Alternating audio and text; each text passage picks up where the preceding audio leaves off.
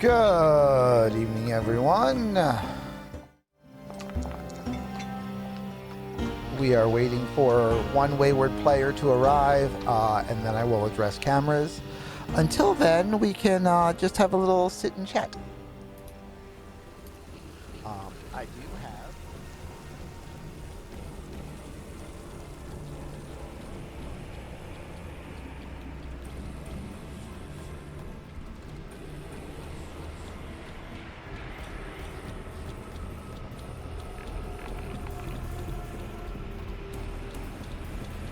Nice.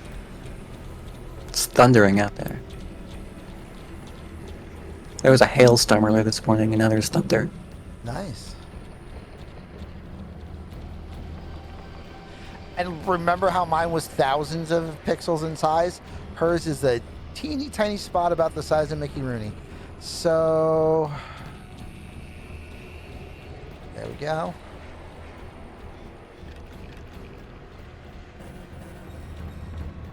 Oh yeah, look at me, I'm tiny! Okay, so a couple quick things on the game mechanics while we're talking, just so that everybody is aware. This game very much uses a lot of interactive mechanics. What that means is there will be a lot more narrative things going on necessarily than die rolls.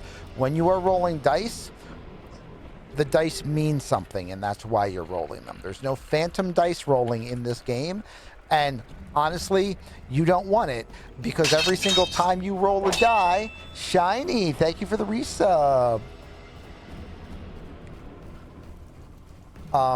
Nice. Every single time you roll a die, there is a chance that you have just made my monster grow. So, you want to the point of the system is to try to do everything as narratively and interactively as possible whenever you can. Because I get no points for you talking about your feelings. I have a 50-50 chance of getting points for you rolling about your feelings. The hell am I feeling today? I'm feeling rather hopeful. This game system uses 2 D12s, generally referred to as a hope die and a fear die. Anytime that you roll dice, you roll 2 dice and take the better of the 2 as the type of die, or as the type of roll. In other words, if you roll a 11 on a hope die and 4 on a fear die, you have rolled 14 with fear. Okay? Now, the reason why that's important is the players have a...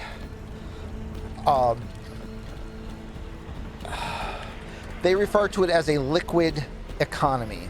I prefer the old school term of transient mechanic, although that also refers to somebody who just came into town on the train and is going to fix your carburetor. And you like that one, huh? That got you.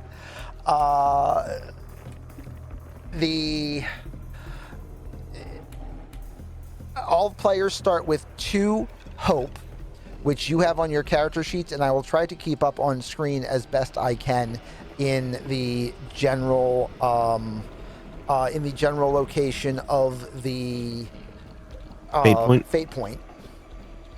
Meanwhile, for my screen, I have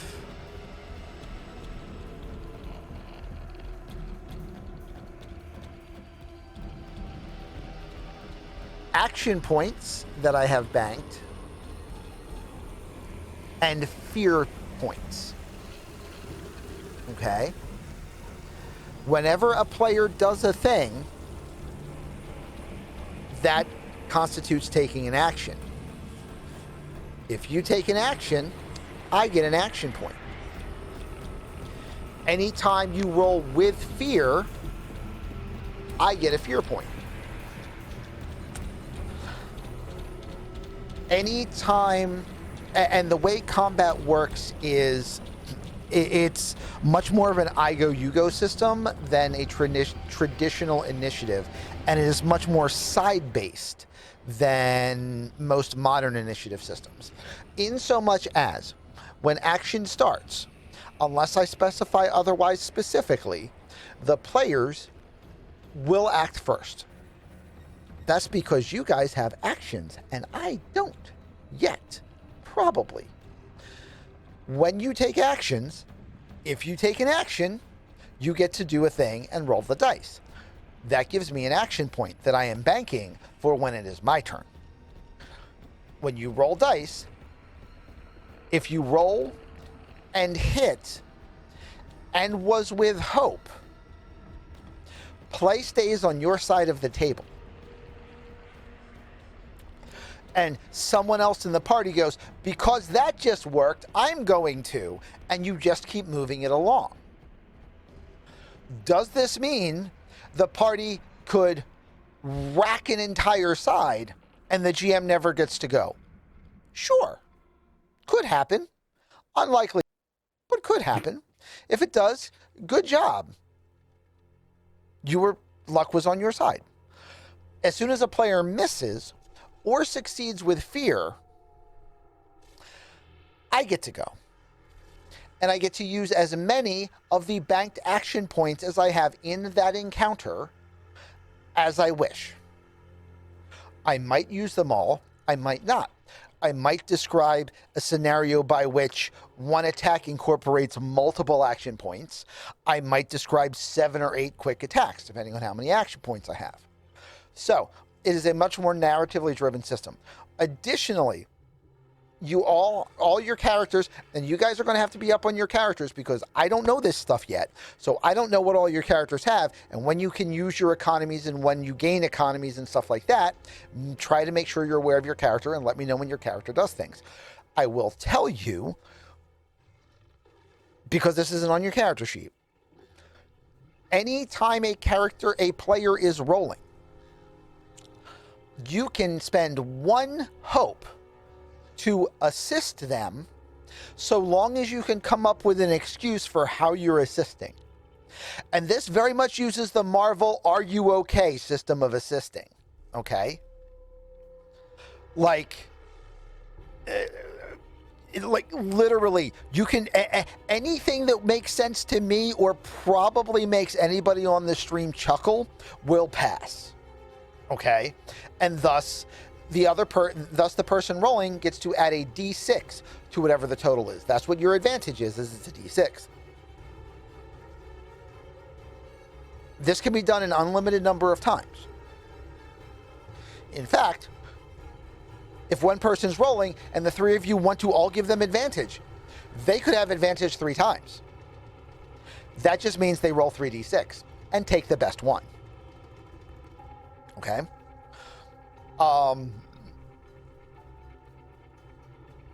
The other thing that you can all do with hope points is a team up. It's a fastball special. It's a tag team move. It's a killer finisher. It's however you want to think of it. To do a tag team move, the player initiating the tag team spends 3 hope and says who they're tag teaming with and how they're setting up the move. And then the other player says how they're finishing the move. And then you both roll to hit,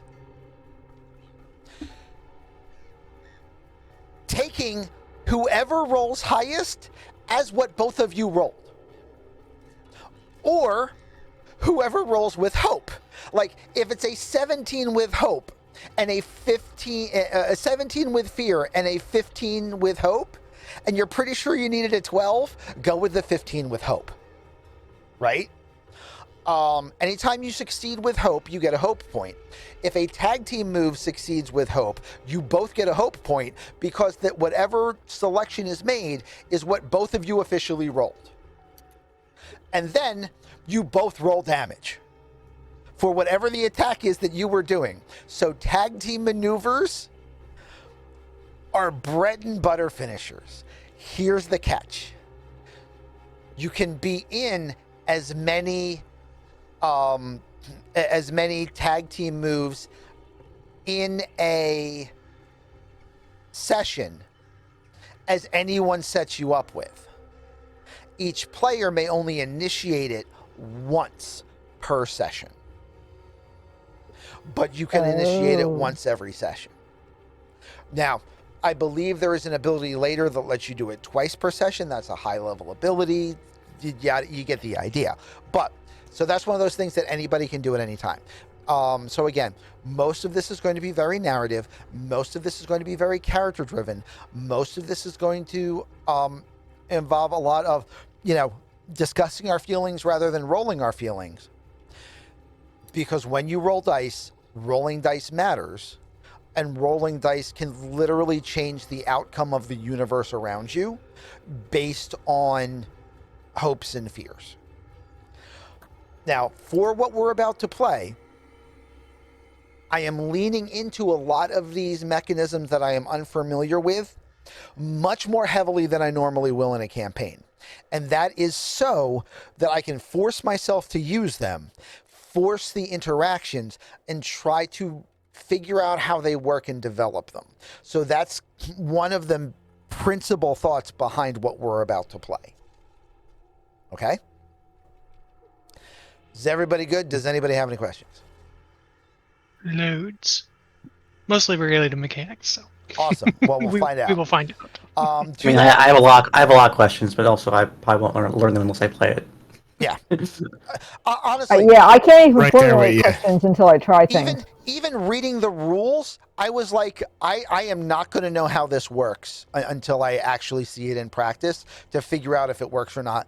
And literally have spent most of the today while I was doing the overlays and stuff, listening to Daggerheart APs to try to hear how other people were utilizing things and going, oh, well, that's pretty cool. No, I could see that working pretty well and stuff like that. So I have a little bit better of an idea having seen other people do it, but that doesn't mean I have any clue what we're doing yet. We're going to find this out together.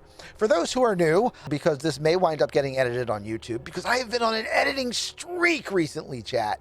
My name is W. Adam Clark. I am lead idiot for Single Step Games. If you're familiar with this channel, you're probably familiar with me already. And my fun fact is I put together the overlay and got everything ready for this stream today because I couldn't do it yesterday because I was also building an overlay for another new campaign yesterday as well. I have been busy. Anyway, that's me, and we will move on to our players now. We will do quick inties, and then we will get into play. Okay, hi. I am Ari Cypress Everly, and That was Ari Cypress Everly in Tusky. And I am playing Yvette, otherwise known as Jinx's sidekick, and you will see what that means when you meet us. I am an orc, in case you can't tell from the tusks. And yeah, Jinx is my partner, and yeah, where do you see us? I mean, you kind of already do, but that's me.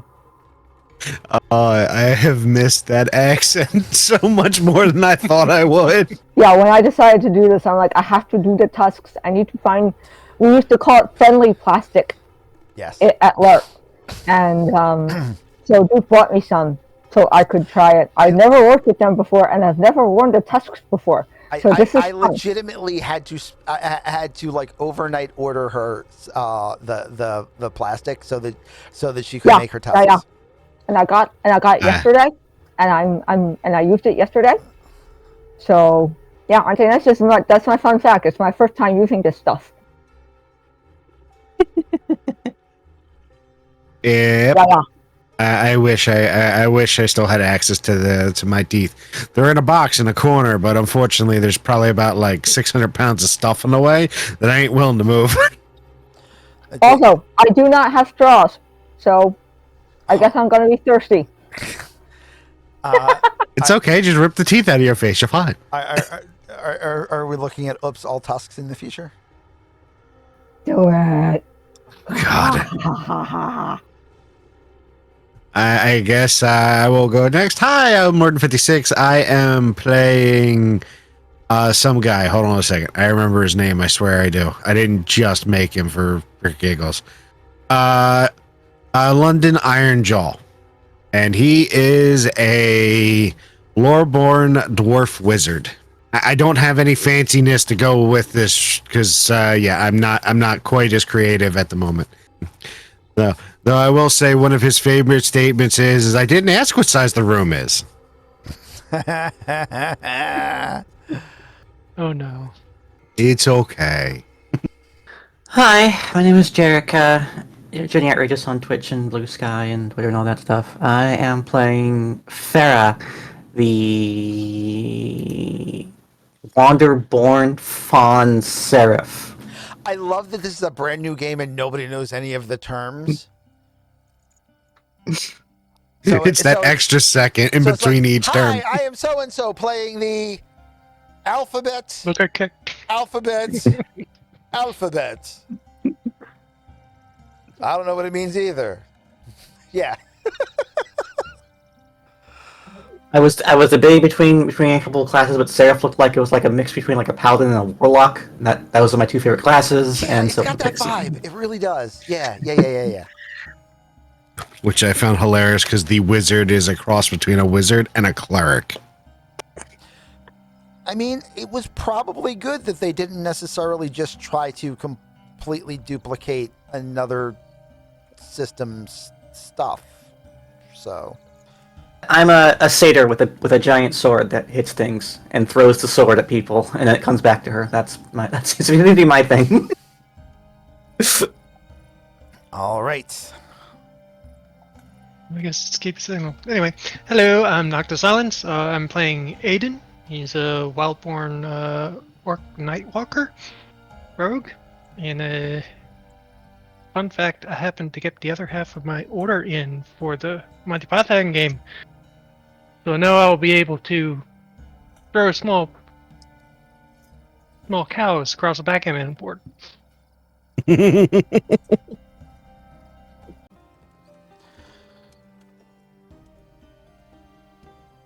Our game begins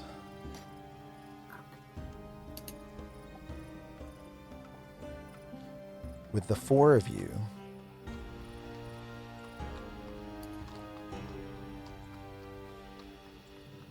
waking up on a dark,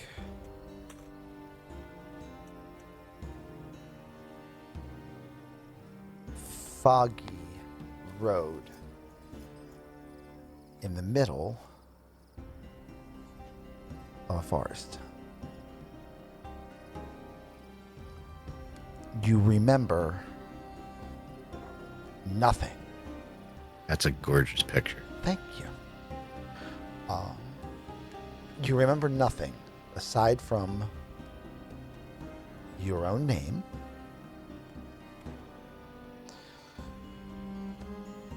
Abet also remembers Jinx, who was also here.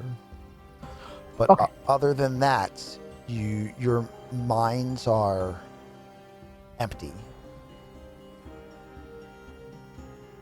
The stash is back. Morton, give yourself 1 point of hope for the stash. I feel like I feel like the tusks should have been worth a point, but I knew they were coming, so it doesn't count.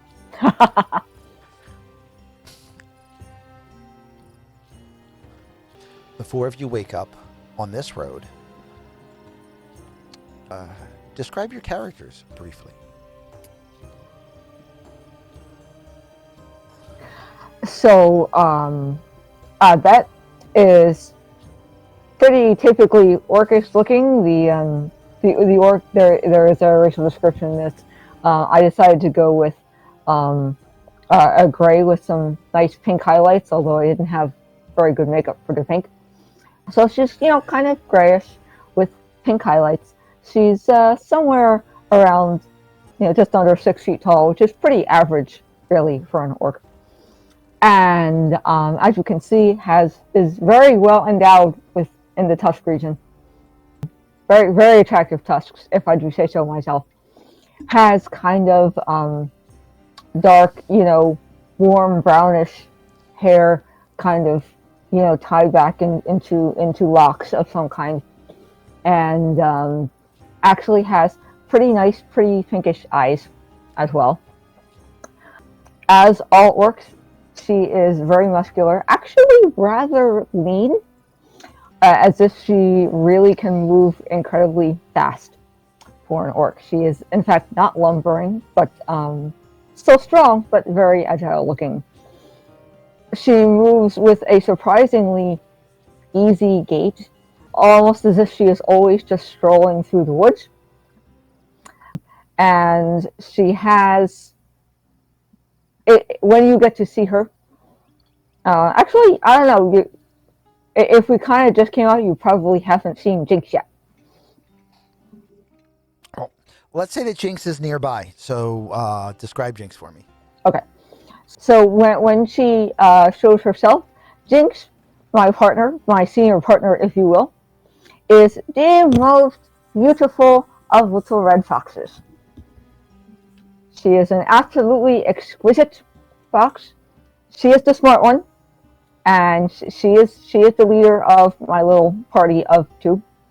She is perfectly glistening, gleaming, beautiful fur that is exquisitely kept at all times, as if by magic. And she is the most graceful of little foxes. Yes. Okay. And my armor is just pretty simple. Move through the forest, light letters that don't creak too much. Yeah. Nice and supple. Supple. Yeah. All. Okay. Yeah, that's me. Who next? I guess I'll go next. London is, for a dwarf, rather short. The average dwarf is probably around like 4'10" to 5 feet tall. He is on the 4 foot 5 inches ish when he's wearing his boots. At least that's what he'll tell you. He, like every dwarf, has a nice big beard and has a giant handlebar mustache. You see here. He's wearing a padded gambeson and has wraps around his chest as well as a spalder. The staff that he carries with him is all metal and is in fact almost a foot taller than he is, but for him, he says it's perfectly sized. It's fine. Occasionally, you will see little bits of purple, pinkish energy coming off the staff as he's walking around or muttering to himself, being annoyed or whatever. Nice. Almost all of his clothes tend to be light blues and purples. And sometimes mistaken for pinks, but no, it's purple. Obviously purple. Obviously. The most probably striking thing for him is his eyes. Most dwarves have a like brownish tone to their eyes or dark tones. His are a liquid gold color. The only other thing of note is when he takes his hood down, you look at the top of his head. It in fact looks like he has little pebbles on his head, and every once in a while you see the pebbles move because that is where he stores his earth elemental. He just stores them on top of his head under his hood because he has to keep it protected at all times. Nice. George is not safe when it's away from him. Okie doke. And next? Farah is a fawn or satyr woman of dark skin, brown, furry legs, cloven hooves. She has red hair that's kind of tied back in a ponytail, but some of it kind of like strands out in front of her, curly or more wider horn wrapping around her head. She's roughly about 6 feet tall, a little bit over than that with her legs, but and very lean, fit, very muscular woman. Her eyes almost glow a unnatural green color that is enhanced by almost like tattooed face paint around her eyes and face. Down her arms as well is a images of tree life, of like vines and other foliage that also seems to have a almost a slight glow to it, that kind of, and they all kind of wrap around both of her arms. These like vine like tattoos. She wears like a black tunic with a leather belt wrapped around it that showcases the sun and stars and other cosmological patterns. Next to her is a gigantic curved sword with glowing green runes etched into it. The glow of the green seems to mimic both her eyes and tattoos, as well as a small handy whip at her side. She just kind of strikes a sort of imposing figure that seems to have some level of arcane or divine power behind her already strong features. And Aiden, he's actually a little bit short for an orc, but he does kind of make it up for in width. Usually he wears... Go on, I'm sorry. No, tends to where he wears very drab clothing, really dark greens and browns. Has a cloak around him. He does appear to be to have a dagger on his hip, and he looks to be carrying a coil rope and a hook on the other side. He does have horns or tusks as most orcs do, but he dyes his black and has a couple of little silver rings that go through them. Just a little bit of decoration. Nice. Other than that, very dark eyes, and oddly enough, he doesn't seem to make a lot of noise. For as big as he is. Okay. You all wake up.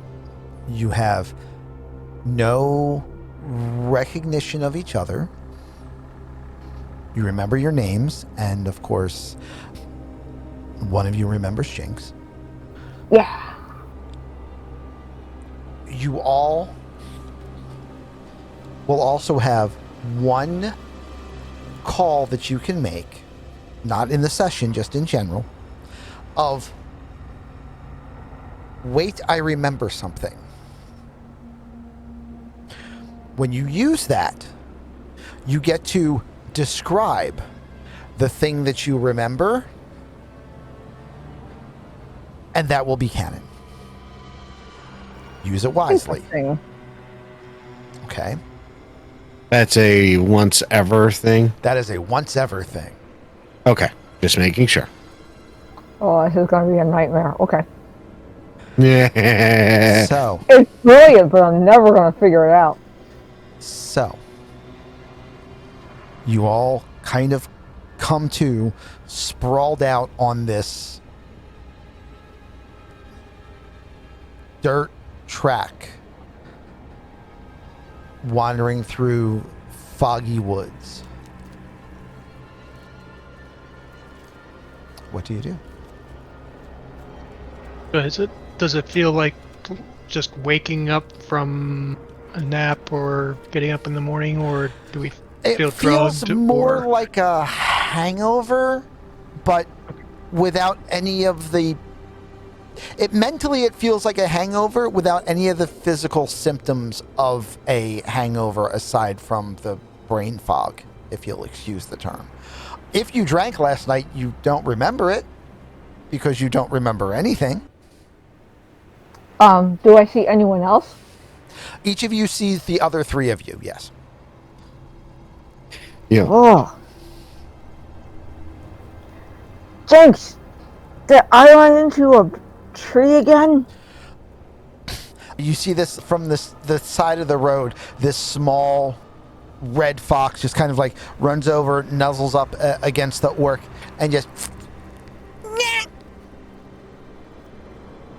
So that's what the fox says? Okay, good. I was under the assumption this was going to be something that only she can see. You actually see a fox. Wait, A I red remember fox. something. Jinx doesn't exist.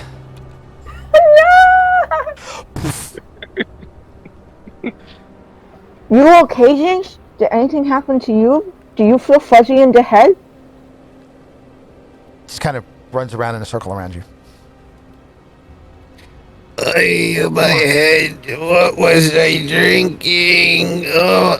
Who are all of you? Okay, so I why go is there over like to the 4 of you?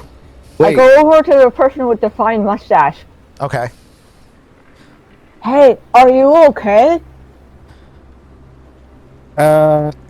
You look like you're fuzzy in the head like me.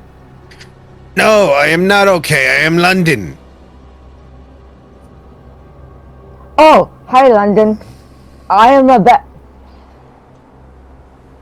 A vet? Yeah. Is your friend over there Costello? No, she Jinx. Say hi to Jinx. The fox kind of pads over to you for a second. And just kind of like sniffs at your boot. She's the smart one. I see. I'm just her sidekick. Oh, I see. London at this point will start looking around, try to figure out exactly where he is and who's here, and then we'll remember like a half second later, go, oh, wait, rolls his hood back, peels the top of his head, which to everyone else looks like there's some stones on there. Then you just kind of see him spring up in a vaguely like humanoid like upper torso that kind of knocks on the top of his head. He's like, oh, okay, George is still here, puts the hood back up again, and then keeps looking around. Okay, so I look around for the next person. I see another orc. Yes.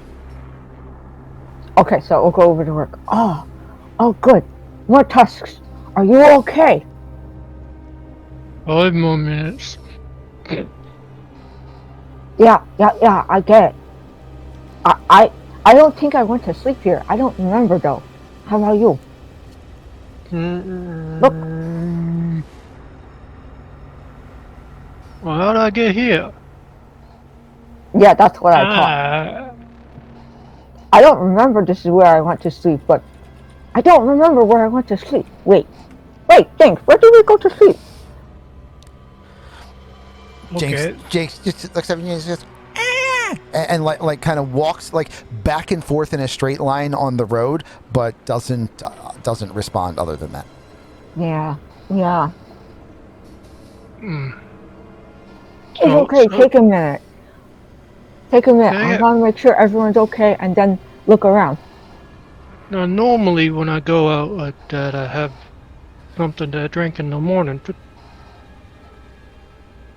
But this ain't right. Yeah. Anyway, who are you? Oh, I'm a vet. And this is Jinx. Say hi to Jinx.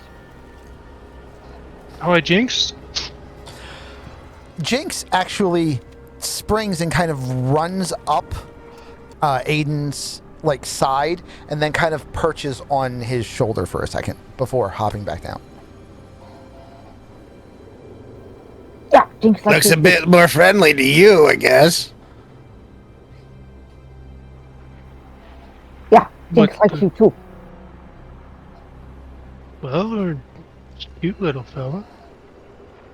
She's actually Anyway. the brains of the operation. She's the senior hunter. Mm. I just assist.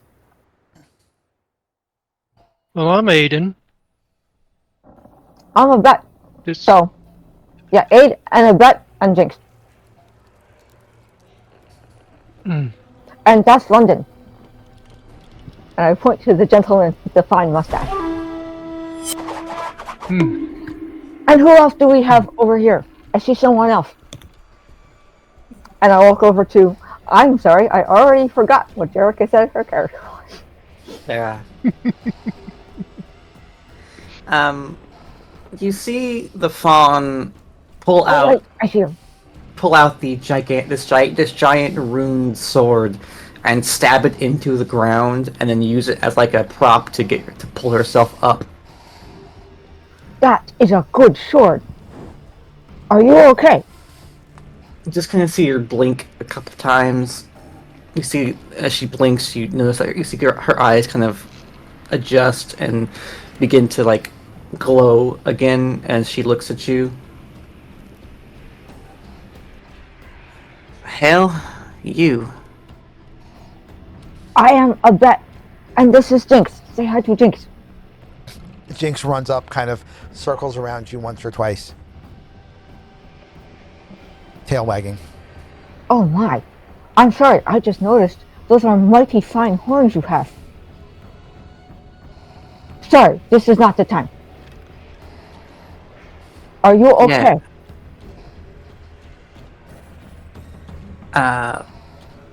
She just looks over herself. I ain't bleeding. Yeah. Yeah, you seem fine to me. Do you remember anything? Or are you fuzzy in the head like us?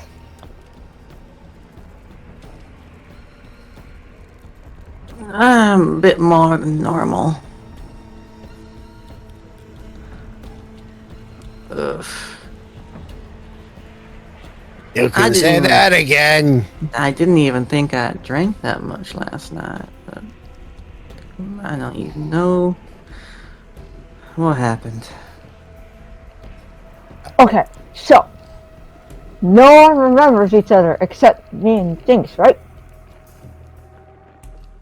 I don't remember any of you, if that's the question. Does anyone remember going to sleep here? Where is here? In the woods. Idea. It is the woods, right? Yes. I mean, I sleep in a lot of woods. Ain't never Yeah. slept in a wood like this before. Yeah, I spend a lot of time in the woods too, but I usually remember what woods I was in. I don't normally spend a whole lot of time in the woods. I normally spend a whole lot of time in, bars and places where I could blow stuff up, but that's not here. Does not look like it. No. I No. look around for bars. No. You see I- no buildings. I see no bars. No. You see trees. They are I see vertical trees. like bars. Yes. However, that's as close as you get. Yeah. Maybe you mistook that tree for a barrel. I am not so sure about that, but I think I'm gonna just go with I have no idea what's going on, and I wish I had a drink all of a sudden. Do I have a drink? I don't think Well, if you can find a drink, let me know. I could use it too. I most assuredly will, assuming I don't drink it all. we will put that on the short list to find a drink or two.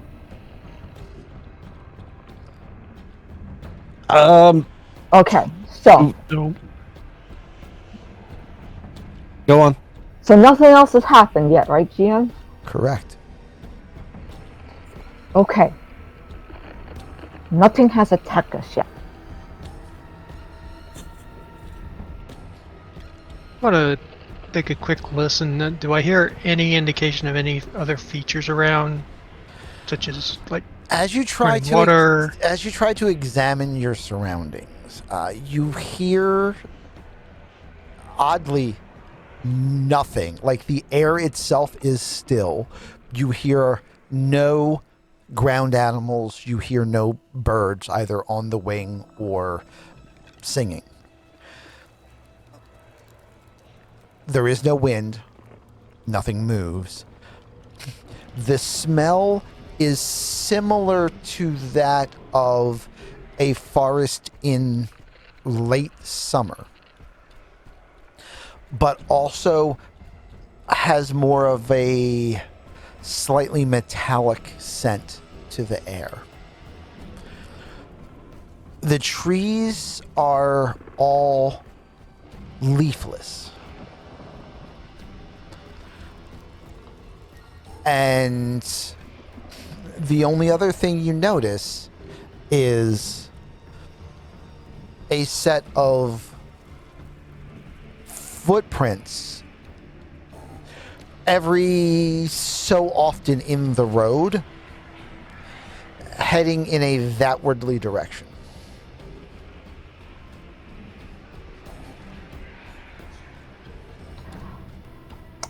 Jinx and I are both trackers, so what do these footprints tell me? Other than the direction something is headed. I should be able to determine things like, the size of the thing making footprints, assuming it's bipedal, whether it's wearing shoes, that sort of thing.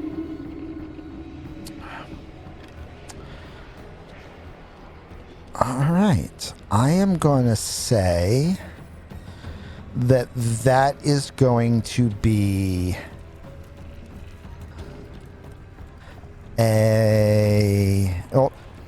actually, I forgot. That's not how this works.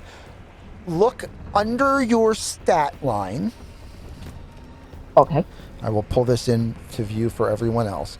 Look under your stat line, and under the stats, you will see a number of different names of skills. Ah, yeah. What do you feel you are trying to do while examining these tracks? Are you trying to analyze the tracks? Are you trying to perceive details about the tracks? How do you intend to interact with the tracks? So this is all a matter of trying to find the best way to phrase something that goes best with your stats. That is part of it, yes. And from my guesstimation, you are currently trying to sense what's going on. Now, the trick to that is there's usually only one or two ways max to do any particular thing. However, if you're crafty, you will try to come up with 4 or 5 ways to do anything. That gives you a much broader set of options, so you can pick the one that works best for you. Yeah. It's all about how you phrase it. Yes. This is word games. Where is that located? If you pull up the character sheet, and you're looking at the page that has your stats on it, the agility, strength, finesse, instinct, presence, and knowledge, under each of those shields that have a -1 through +2, there will be 3 words. Like under agility is sprint, dodge, and leap. Under strength is lift, smash, or grapple. Under finesse is control, hide, or tinker. On your demiplane character. I'm sorry, not actually in Foundry. There will be very little done in Foundry right now because there's not an app for Foundry yet. But if you look at... you do have it pull up on a string. Okay. Yeah.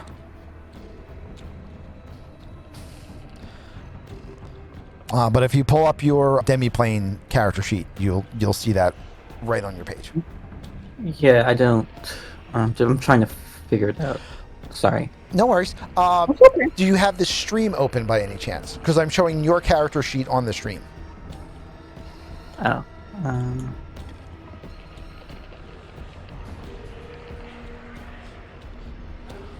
Yeah, okay. Okay, so these sprint, dodge, and leap are agility skills. Lift, smash, grapple are strength skills.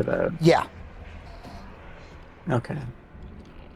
And that's pretty much how those work.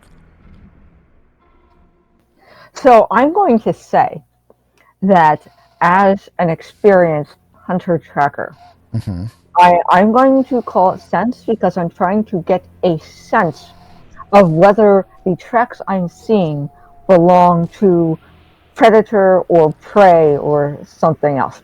I like that. I especially like that because you literally found one that wasn't the 2 I suggested. So, now, with that, you will be able to roll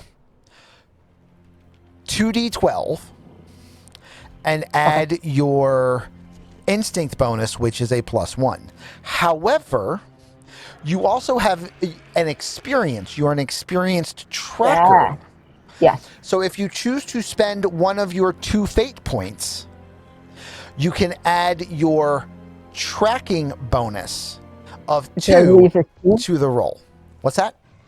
Which I believe is 2, yeah. Which starts at 2 at the beginning of every session, yes. Why not? Let's just do it to see how things work. Okay, so then you effectively have a 2d12 plus 3. And you will roll 2 different d12s, either different colors or some other way to tell them apart, one being a hope die, one being a fear die.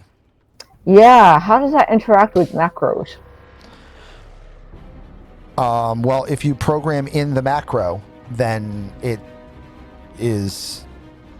Because it's just going to roll the macro, and then I need to, +3. Yeah, just add +3. So that is in fact... What'd I say? That is in fact a 5 and a 5, which is a critical success. Of course it is, because this is my game. This is your game. So, you in fact critically succeed, which counts as succeeding with hope. So you gain a hope point. So you're back to 2. Yay! Additionally, unless I am wrong on this, everyone else present. I think I'm wrong on that. I'm just going to shut up. I'm also going to accidentally hit the wrong button. There we go. I will double check that later. If I'm wrong, I'll give you one later. You have examined the road, followed the tracks.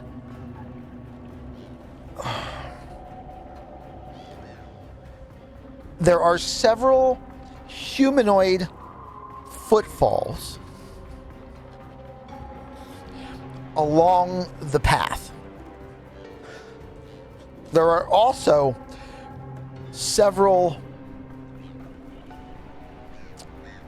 hoof marks. Doesn't look like horse, looks more like stag-like. Also along the path. But you take some time and try to spread a little bit off the roads to either side and check in the trees as well. And in the trees... don't shoot back there. I'll check over here. In the trees, you notice something that is not a human footprint that is in the area. And it resembles a bear paw, except that it's about that big. Okay. That's a big paw. Has a big paw. And that's on a tree? No, that's on the ground near a tree. On the ground near a tree. And just one? No, you see a couple. I see. Like it was going up to the tree. Yeah. How about the tree? Do I see anything on the tree?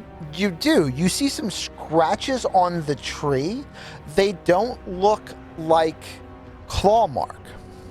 They look more like rack mark, like from antlers. But they are probably about 10 to 12 feet up on the trunk of the tree.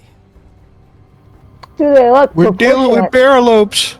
Yeah, I was gonna say, do they look proportionate to being on the head of something with feet that big? They kind of do. Ooh. Ooh. Okay, and what is the relationship between the marks from, let's assume this is one thing, and the marks from the humanoids and stuff? They don't appear to be interacting in any way. At all. They're just both tracks that are in the area. And the humanoid ones are kind of going like that way. Yes. So you're saying we have potential megafauna in this woods? Yeah, it looks like. And there's nothing up the tree right now. There is nothing currently up the tree. Oh, I will say also, there was a fatigue card played. So I'm going to say that waking up with your level of hangover gave everybody 1 point of stress.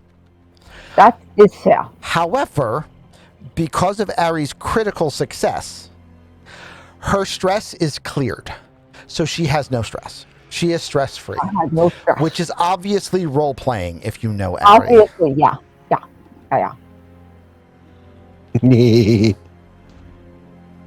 But everyone else has 1 point of stress. I tried to fix that behind alcohol as soon as possible. So, yeah. It looks like, okay, so I saw tracks from several, like people like sized people.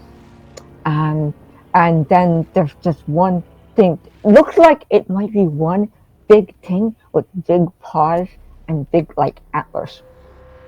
So yeah, there might be something big here. But I didn't see what it was doing other than, barking up a tree. But that is the only one that seemed really threatening, unless the others were like a pack hunting of humanoids hunting together. But they were going that way. And I don't see where the other thing went, right? I just saw it by the tree, but then it just... And then the tracks, after that, the tracks just got lost in the underbush. Can I do some sort of either perceive or sense on these markings to try and think in my mind some sort of creature that could make this sort of track or sort of marks by what she's describing? Yes. And I'm going to give you the formula so that you can copy pasta it into the die roller, or if you have 2 D12s that you want to use, you can just do that as well. But I was rolling a little bit on the actual demi-plane thing. Oh, okay. Is that works working? too. No, that totally works. Oh, we can do that. Yeah, the little dice in the corner of the demi-plane also rolls in demi-plane. Oh, that makes sense. Oh, and it already knows it's a duality roll. It's factored in. Yep. And then you just need to tell me what you get, because I can't see it. Or maybe I can. Let's see if I'll be able to see it in the game session. Alright, so I rolled a 9, 5 hope, 3 fear. Okay. So you got a 9 with hope. So you get 1 hope point. You seem to remember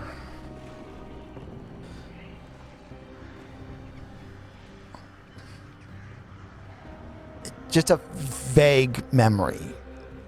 Strange compound animals. Like, nothing's coming in clear enough for you to be able to know for sure.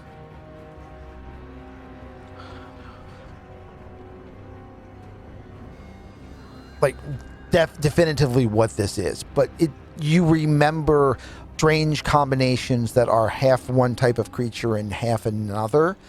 So the idea that something could leave bear-like tracks and leave rake marks on a tree at the same time is not impossible, but it doesn't specifically go to your mind, that's a Elk bear? That's an elk bear or something like that.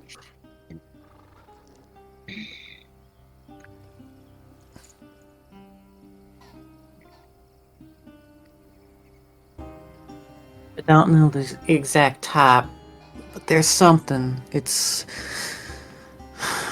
chimeric deities. They have chimeric creatures in the woods. Megafauna. Could be something angry. Could be nothing. Just keep your guard up.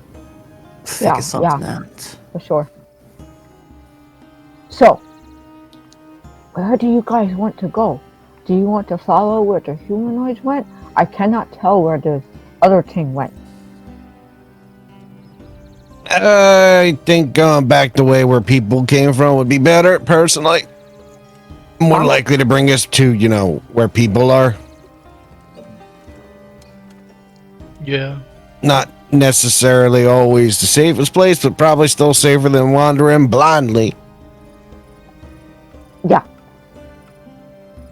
I mean, there's a decent chance that anyone else that walked this way more knew where they were going than we do. I try to avoid my interactions with people, but I suppose this is a extraneous situation. Yeah, normally I would walk off trail, but since I don't even know what woods I'm in, not so sure. Might want to follow the trail that we saw instead. Okay. Hey, can I climb? I can probably climb. Yeah, you can easily climb a tree. I'm gonna climb a tree Okay. and see if I see anything farther away. Okay. But like, give me an indication of what direction is like any kind of settlement or anything. Okay. Or building Two or any unique, other interesting features. two unique things happen. One for you and one for the rest of the party. Yay! You start climbing the tree. You get 15-ish feet into the tree, 20 tops. The rest of you can no longer see a bet in the fog. Like just visible, kind of hazy, gone. Oh, it's foggy. You get up about 20 feet. You're climbing, you're looking at the tree, you're climbing. You stop, you turn, you realize you can't even see the ground. You can't see the party. You can't see anything around you except tree trunks and fog. Fog is too thick. I bet. You okay up there? Yeah. And you hear nothing. Oh, I don't. No. Okay. So instead of yeah, it's no. Yeah. So you just call Oh, yeah, up and you're like, hey, I bet. You're all welcome. And I'm glad that two of us have made that joke so far. and you're More to just come. listening and you're like, a bet? So And wait, nothing. so now like now I realize I don't hear anything else either. Correct. This is not normal. So is this also abnormal for fog, right? Sitting in between trees so much like this. Normally, fog does not block sound. It doesn't block sound, and usually it doesn't look quite like this in a forest. It can, but it's exceptionally rare. Yeah. So, having seen a bet disappear, you will see London grab what looks to be a metal, like an iron ring from his belt pouch Okay. that has what looks to be a bunch of wooden sticks attached to it. Okay. And he grabs one. He's flipping through them and finds one and looks at it and goes, "Yeah, I think this one will help." And he looks up and uses prestidigitation to create a light that's supposed to be enough to light a room. And he's going to push it as far as he can until it goes into the fog to see if it disappears in the fog or if it still keeps it's visible through it. How far can you push it past your hand? It does not specify. Okay. I'm going to assume. Right. The ability literally just says I can perform harmless and subtle magical effects at will. Okay. For example, change color of an object, create a small smell, light a candle, those types of things. So you create a small orb of light, and you make it go up. And it goes up about 10 or 15 feet, and then starts to fade from view. A bet. You see a small orb of light coming up towards you. Oh, I hope that's one of yours, guys. They do not respond. Is the orb moving threateningly? No, it's moving slowly. Yeah, it's probably right. It's probably like rising like a paper lantern, just real slowly going up. Yeah, so it looks like a pet light. Okay. Yeah. highlight. I pet the light. You reach out for it and go to touch it, and your hand just kind of like passes through it as if it has no mass, but it's still illuminating and still kind of just going up. Okay. Does it help me see anything? No, it actually kind of makes it worse. Cool. Yeah. It illuminates the fog. Yeah. Okay. Yeah. Instead of the diffused light coming from a far distant source illuminating the fog, you have a diffused light right next to you illuminating the fog more right next to you, thus making it even harder for you to see anywhere. But I did see a distant light vaguely illuminating the fog. You can assume there is a sun of some kind. You have to assume because you can't see it. It looks like it's in the. It looks like there's a sky. Yeah. Orb. Okay. But not like lights from a city kind of, just like in the sky. Yes. Okay. Just checking. There is a daytime amount of light. Beyond the fog. Yeah. Okay. So I don't see anything useful. Okay. But I did see and hear something useful. Okay, in that I didn't hear anything. Okay. So I will start going back down. Okay. Do you want to come, light? The light does not answer you. I will start to go back down. So, do I get back down? Mm-hmm. Yeah. You climb down, it's fine. So. Oh, there you are. You couldn't hear me, I suppose. No, were you calling up? Trying to. I should have I heard guess that. this place blocks sound or something. Well, so you know what? Not only did I not hear you, but I don't hear like anything, and I didn't see like anything. Like the fog is not sitting right. Like it blocked everything. I can't see or hear. It's like I don't know if anybody even lives in these woods. It's too quiet. So you thinking it's some kind of magical fog? Maybe. Or maybe we're not in a real place. But I don't know. I'm not the smart one. Jinx, what do you think? You see, now that you have come back down, Jinx kind of runs over to you and does a quick figure 8 through your legs, and then starts pawing at the path. Yeah, I think so too. We're gonna have to take this path because I don't see anything else. It's okay. I'm stroking Jinx so she knows I'm okay. It's okay. I'm okay.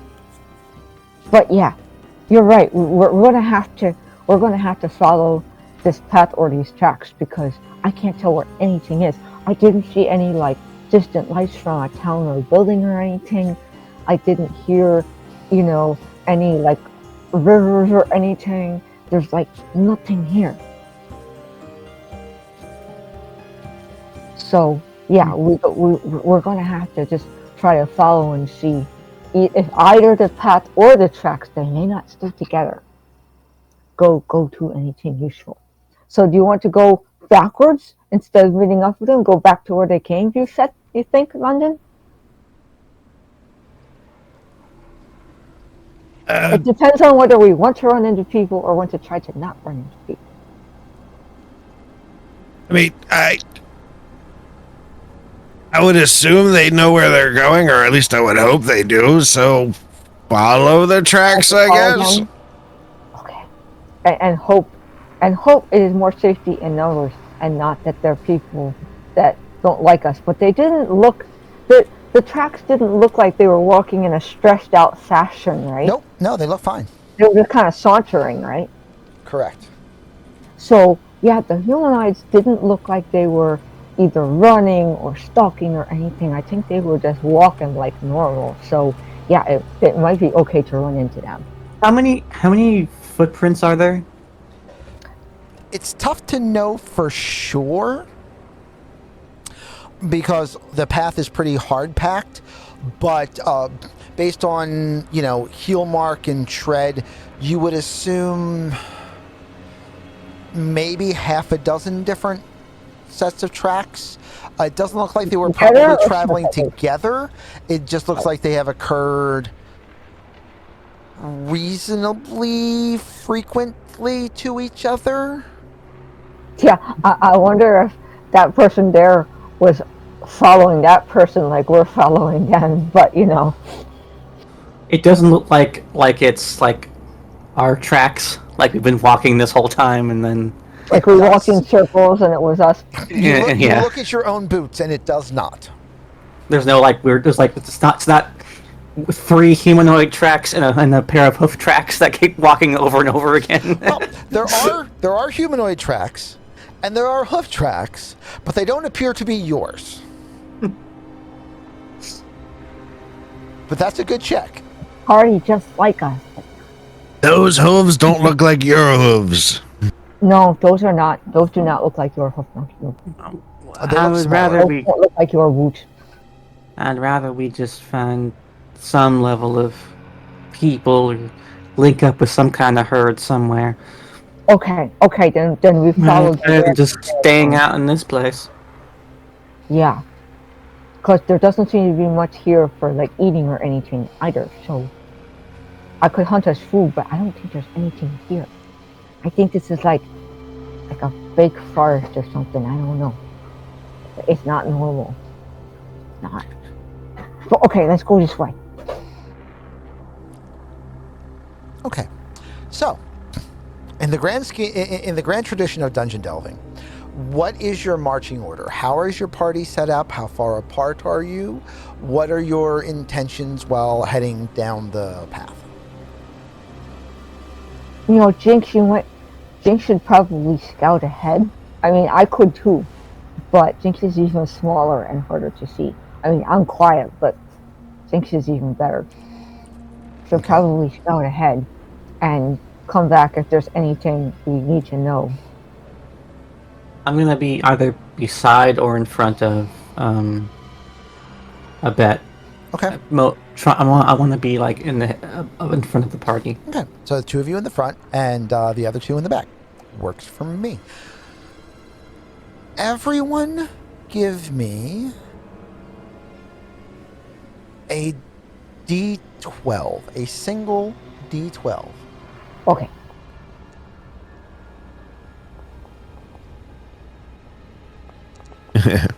Six. Yeah. Okay. Everyone who isn't Morden, roll off, because y'all gave me sixes. Yeah.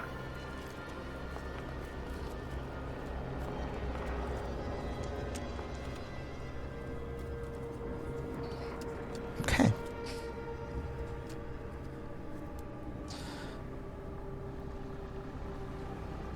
Ari. Yeah. Yeah. This is the mechanic she is absolutely going to hate. Just watch this. Oh no. Ari. Double bargain. Devil's barking. You, as you're walking,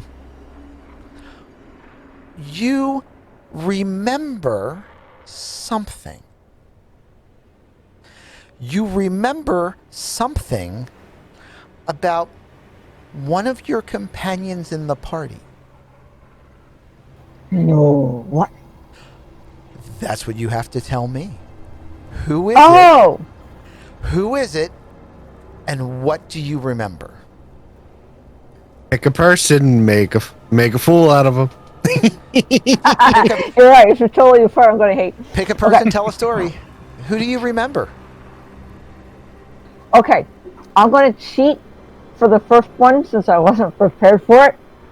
And I'm going to say that Aiden is Aiden because we're Aiden and Yvette and Zinx, and we've actually worked together before. Okay.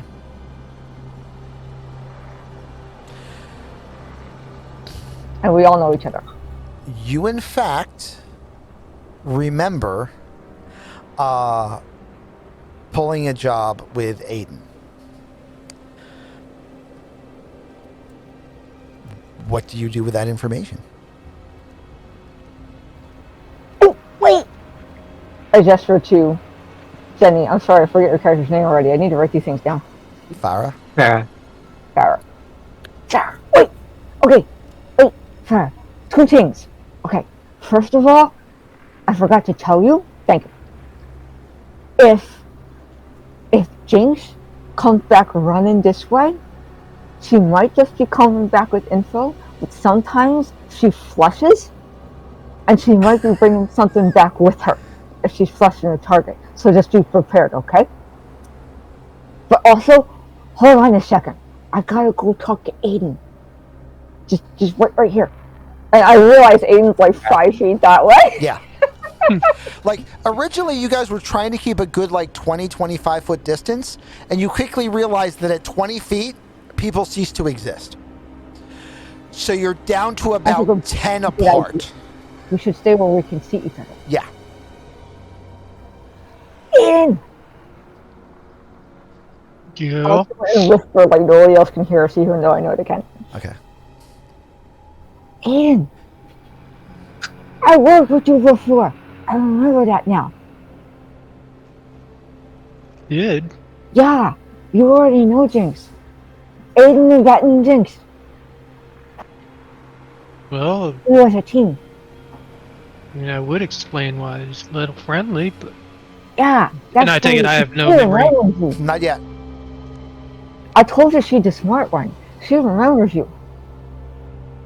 Uh, Sorry it took me think so long to remember that. Jinx, I know you're ahead on the path. She I was think I'm trying gonna to tell me. take care of the dog before I can deal with this. It's okay. It's okay. I didn't expect you to remember too. But yeah, that makes sense, right? That's why she looked like she knew you, because she knew you. I told you she's a smart one. And with that, Aiden and Abet both gain the experience Partners in Crime Oh yeah! with a +2. That's great. That means we have a bonus to do stuff together, probably. Correct. Yes. Yeah. So we should have empty experiences currently, right? When you at character creation, you can basically pick 2 that are anything you want them to be.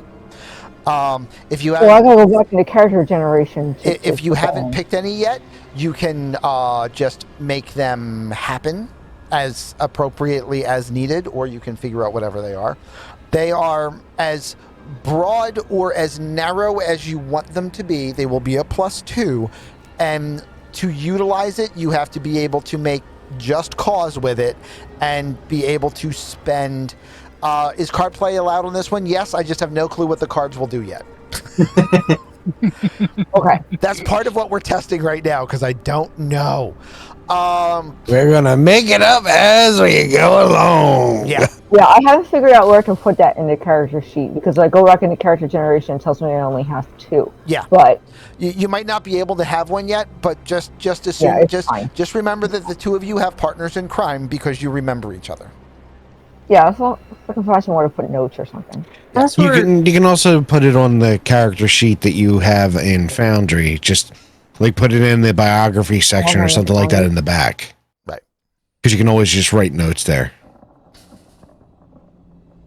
Yeah, that's a good idea. Okay.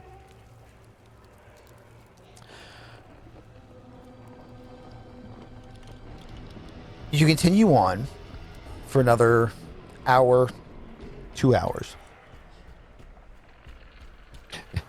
Trying to figure out what's going on with this fog.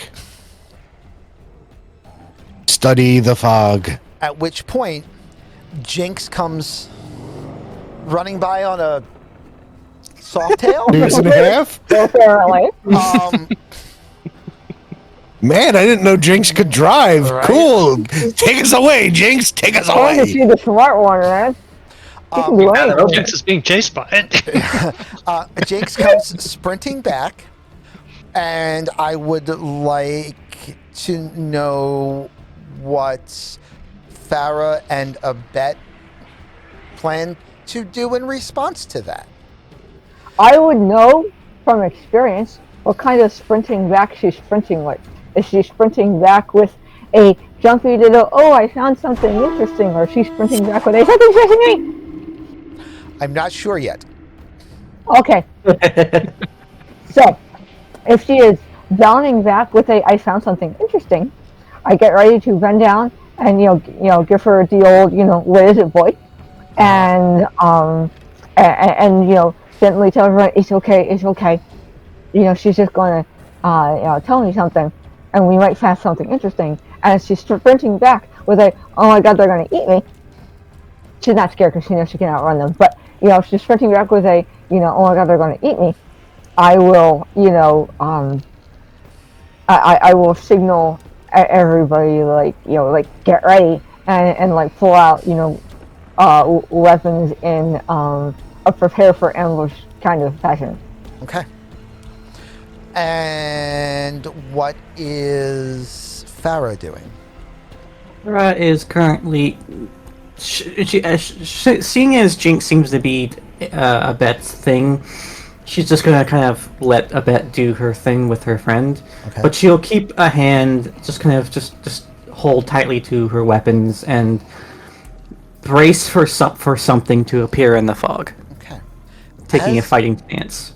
As Farah stares into the fog, because Abet's eyes are down, Farah's eyes are forward, Farah would be the first person to see what is in the fog. So, Farah, what is in the fog? Ha! Whatever you want.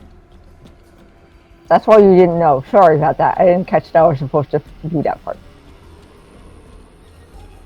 Some kind of very large, looks like some kind of antlered T-Rex. No, oh Okay. my God. So, as Farah comes sprinting back, as Jinx comes sprinting back and trips and slides to a stop at Abet's feet, Farah, watching forward, sees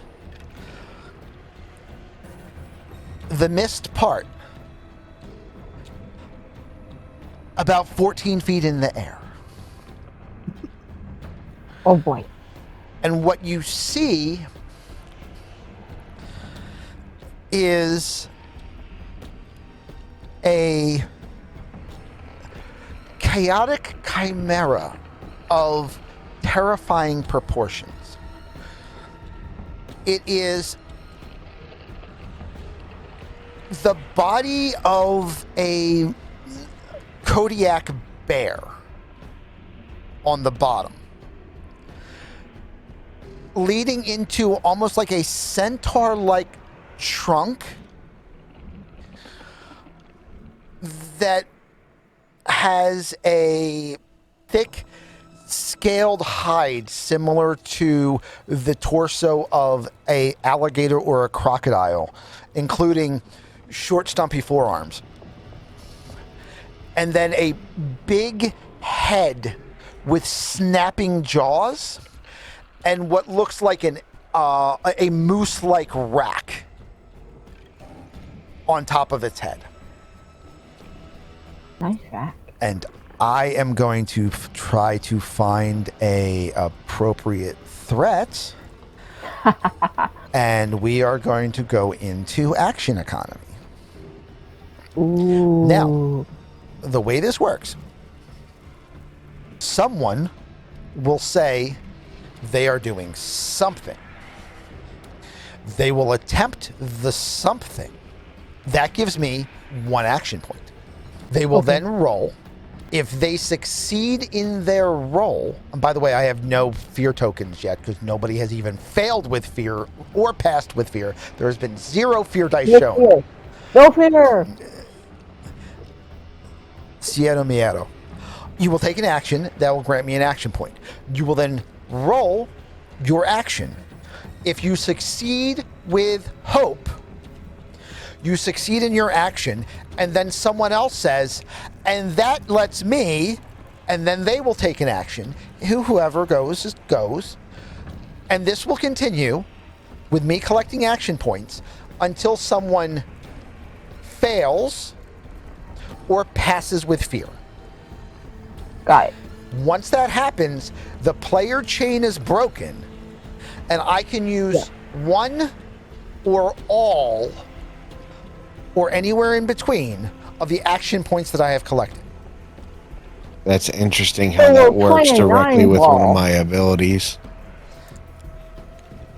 What was that, Aaron? Because We're playing 9-ball. Yes. It's a very billiards-based system. This is a billiards-based system. Billiards combat. Billiards combat. Morden, Love it. what were you going to say? no, I was just saying it's interesting how that works. How that interacts with my subclass. Which Because is? he's a School of War wizard, which yeah. is anytime I succeed on an attack roll with fear, I do an extra D10 magic damage.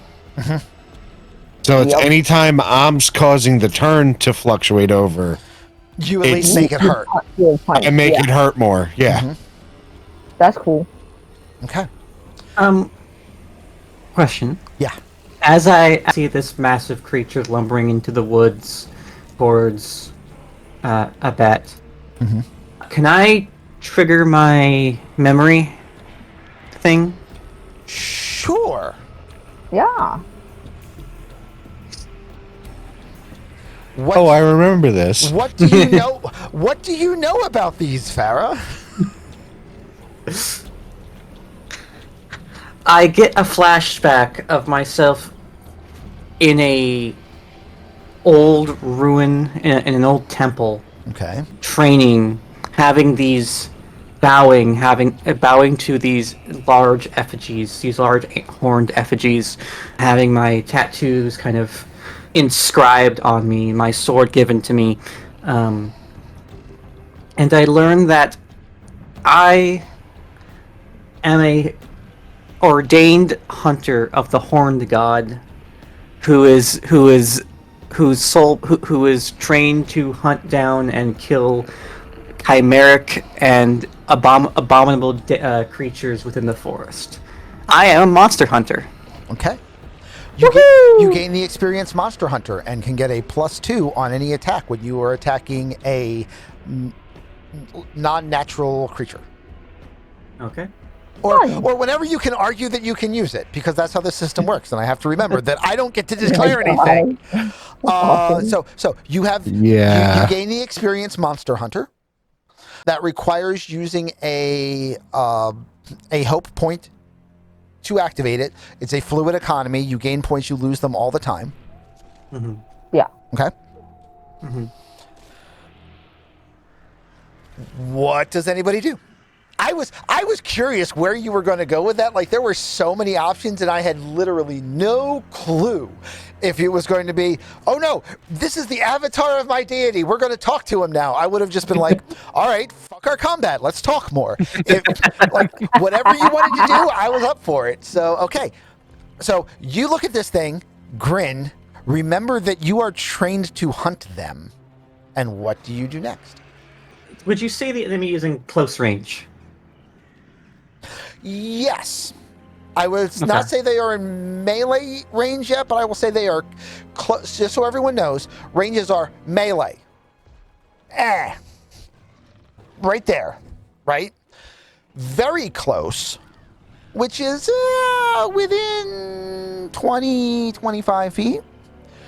So it's kind of like right on the border between that and close, which is a little bit further than that. And then there's a like medium range, and then far, and then very far. So we just use like range brackets rather than actually measuring things out.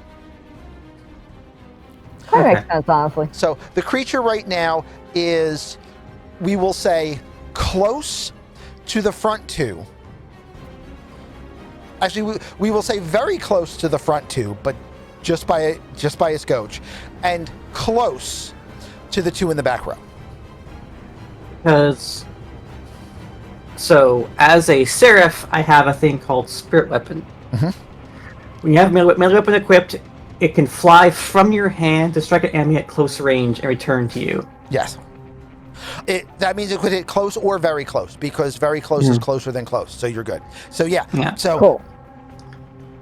So basically, you kind of see, like, as I get that memory back and realize what my purpose is, you just kind of see her go to her sword, and she kind of waves, like her hand kind of like just sort of like glimmers a little bit, like doesn't touch the sword, but it seems to move with just her like hand flicking over it, and then she just like rakes her arm forward, and this massive glowing green two-handed sword just flies into the creature. okay. Give me an attack roll. So you need to spend 1 stress to use the ability, and then you can make an attack roll with a +2 because that's what the ability does. And if you spend a hope point, you can add an additional +2 from your Monster Hunter that you just learned that you have. Is it stress because it's just something you mark stress to a target, an additional target, not to use the or is that just no, what? that was my mistake. I read too quickly. Yeah, no, you can just do that. Yeah. Okay. You can just do that, and if there were 2 of them, you could boomerang it by spending a stress point to get the English right. No, you can just go, yeah, that's fine. So, yeah, so you can make the attack with a +2 plus the stat bonus that is appropriate for the weapon, which I'm going to assume is strength, or you wouldn't have chosen that profile. Yeah. And if you want to have an additional +2, you can spend 1 hope to also add in your Monster Hunter expertise. All right. So I'll spend 1 hope. Okay. To add another +2. And then all of that collectively needs to beat the difficulty value of the creature. That is a 9, I guess. I think. A 9 with fear. A 9 with fear. Is that including all of your pluses? Because you should have had a +2 for the stat, a +2 for the Monster Hunter, and a +2 for the attack ability itself. Okay, so maybe it's an 11 then. Add 1 more. Okay. The sword flies out, and the creature drops its horns. Wait, let me do this correctly. You took an action, so I get an action point. I missed it. She hit. The sword flies out. The creature drops its horns and kind of like parries the shot off with the moose rack that it has on top of its head, causing the sword to careen at an odd angle. It still spins and arcs back, and you grab it out of the air, but unfortunately the shot is deflected enough where it doesn't look like the creature took any damage from it. Okay. Which means it is now my turn. Okay.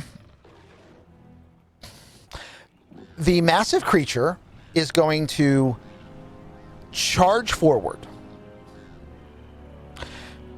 It is going to mark a point of stress to do this. It is going to charge forward, closing a distance.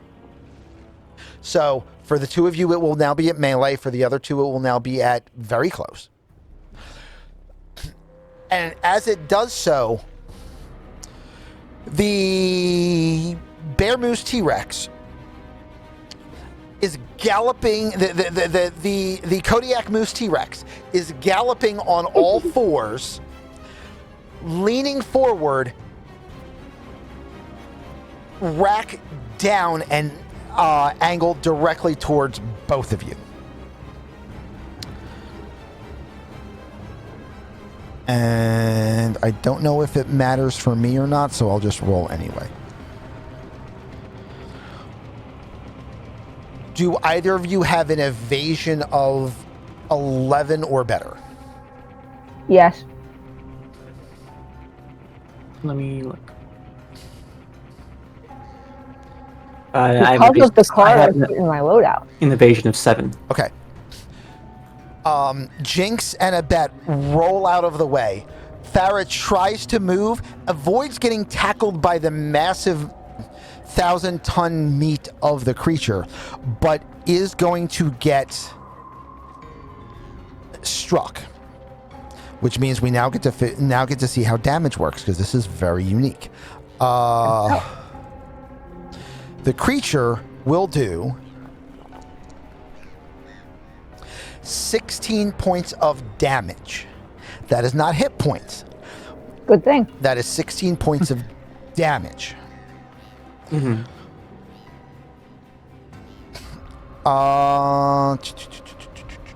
So mine says minor damage is 8, major damage 16, severe damage. I'm not sure which one is Okay. for major and severe. These are the thresholds. So if it's 1 to Oh, I 7 see what points you of mean. damage, it'll do a minor. If it is 8 to 15 points of damage, it'll do a major. And if it's 16 or higher, it will do a severe damage, which means it will do 3 hit points worth of damage. Now, Yeah, I I'm see how that's working. assuming we don't actually have... oh, yeah.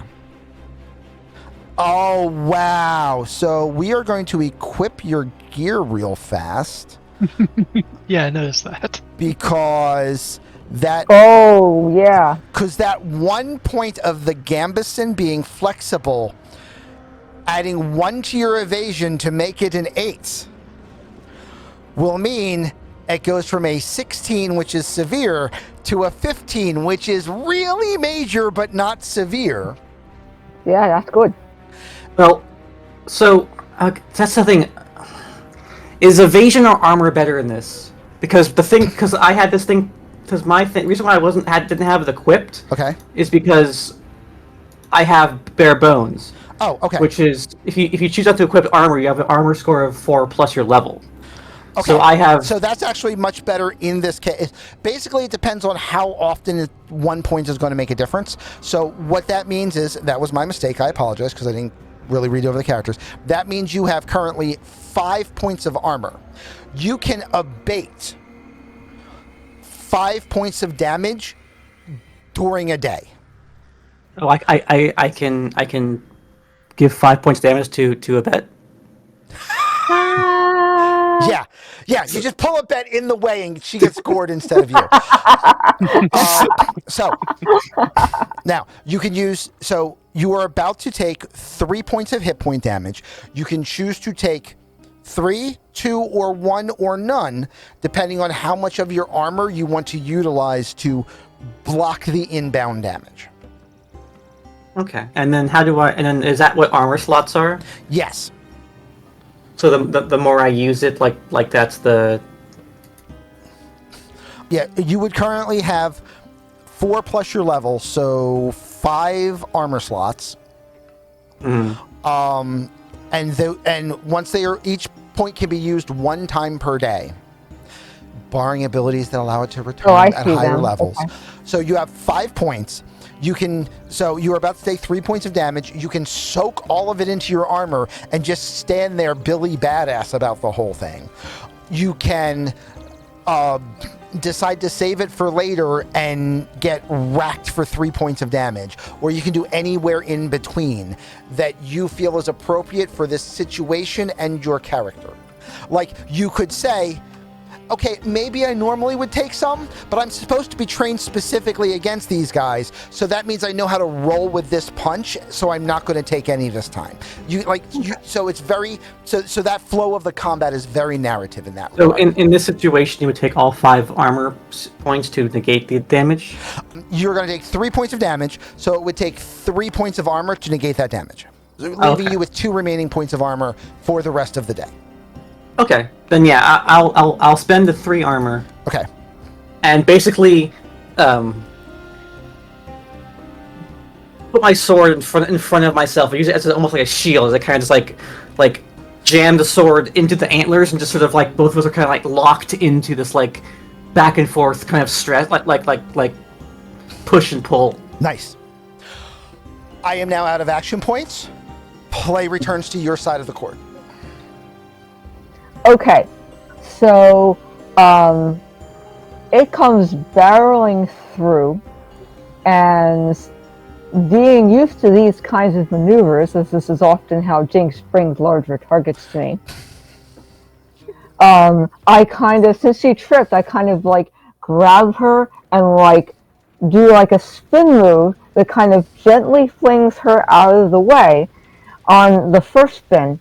And as I continue to spin around, I grab out both of my weapons to kind of do a double slashing maneuver to like the back of its like a equivalent of like an Achilles tendon or whatever as it's trying to rush past me to do a disabling move. Okay. Are you deciding that means this thing was caught in your trap? Yes, I'm using my intercept maneuvers, as it were, to yes catch it in the trap of luring it to us, as Jinx is so good at doing. Okay. It has fallen for your ploy of attacking your comrade. Yes. Come get me. Come get us. Okay. So you spend one of your 2 hope points to be able to activate your intercept maneuvers. Yes.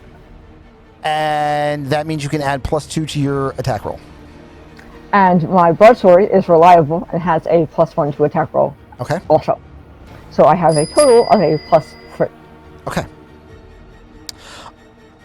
And also a Mogwai likes you have +1, so you have a total of a +4. Okay, so let's try this. I still did the copy paste instead of the.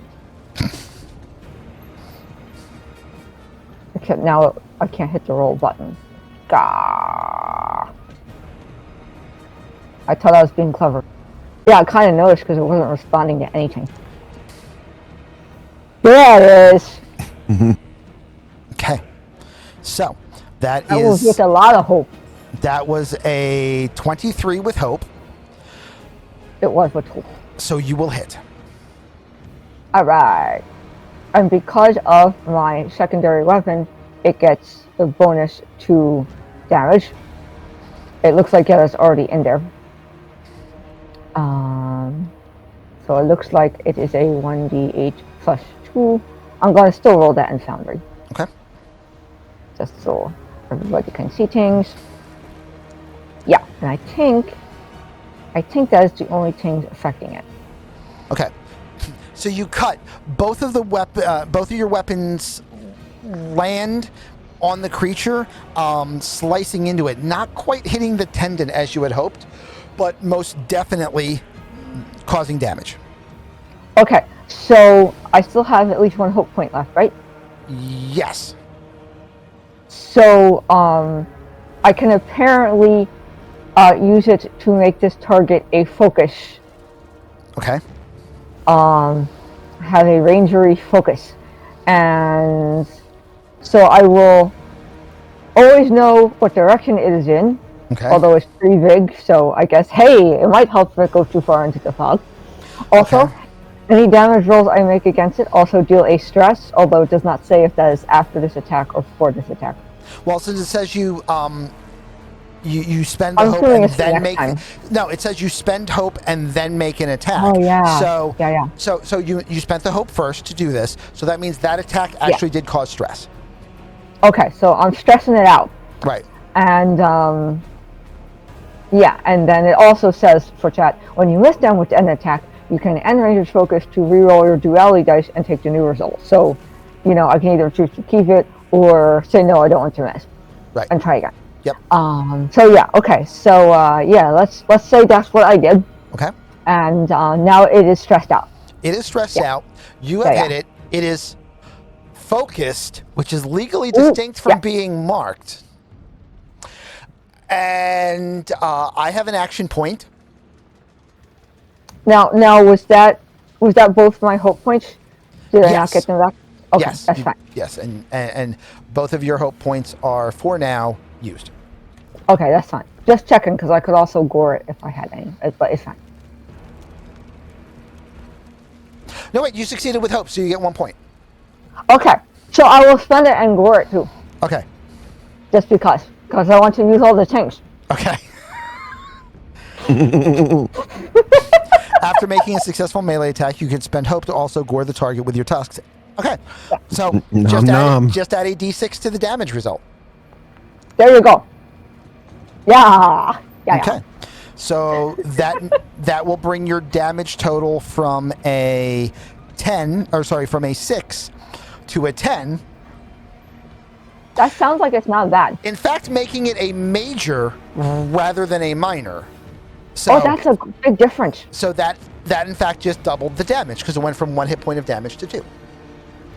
Yeah, that sounds like I mean, it's my last hope point to do it, but it sounds like it's pretty good math. Okay. You stressed it, you stabbed it, you gored it, you legally distinct from marking it, focused it. Yeah. I have an action point. You succeeded with hope. Play remains on your side. What does someone else do? Yeah. Piggyback on that.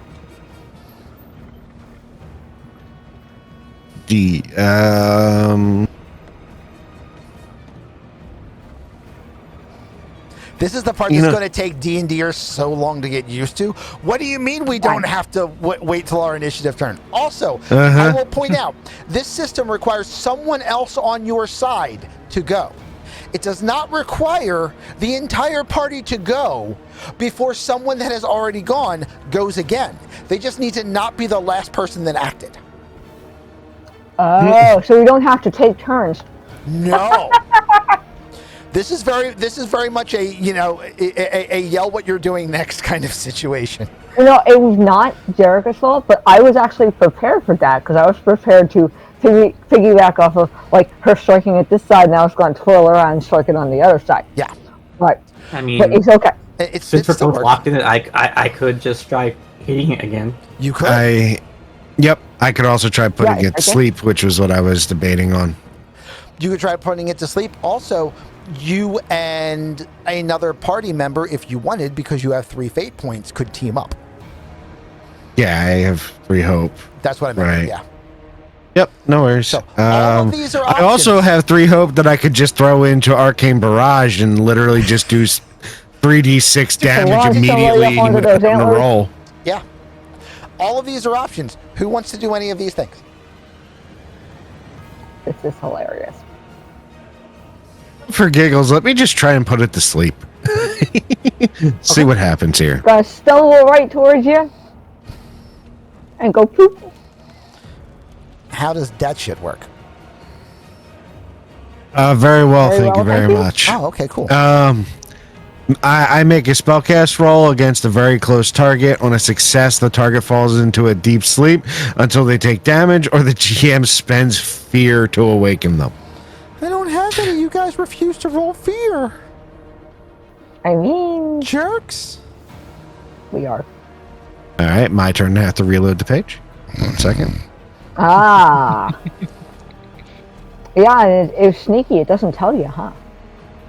Nope. That is a 12 in the hope die, so that would actually be my spellcasting roll is a +2 because it's based off of my knowledge. So that is a 18 on the spellcasting roll with a high hope. High hope. And I think it's literally you just choose if it works or not. Spellcast rolls are a specific type of action used when creating significant magical effects, or often on a domain card, instead of referring to a specific stat on the character sheet. As with trait rolls, numbers, parentheses is the difficulty they must pass. If a spellcast roll is intended to damage a target, it is also considered an attack roll. Do you have a number listed next to spellcast roll? Like what you would say would be illegally distinct from a DC?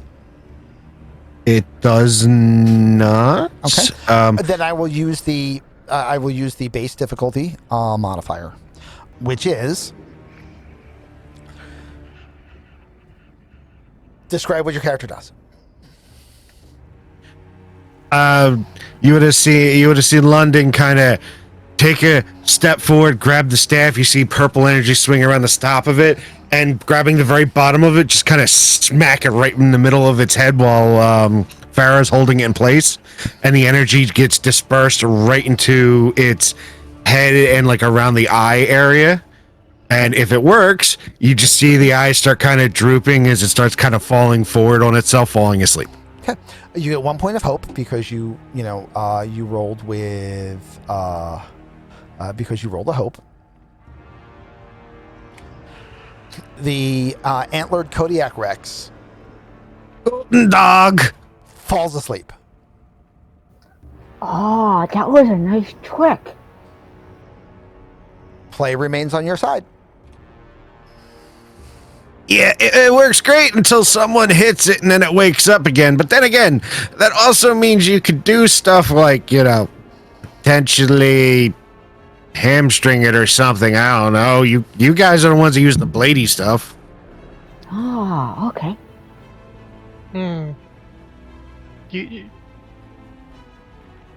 Does that mean we could, do other things besides hit it and it wouldn't wake up?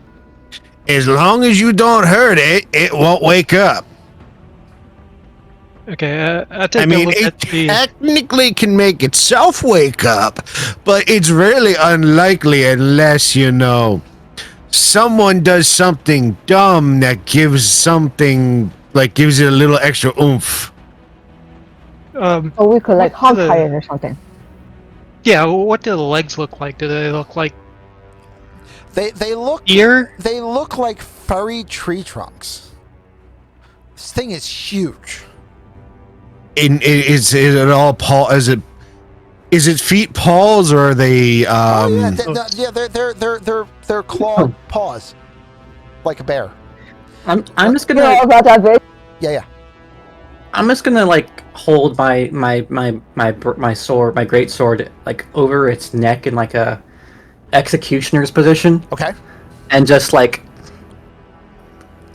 tell me when you're ready. I produce a 50-foot segment of rope and I go about tying Yeah. together its back Yeah, legs. Okay.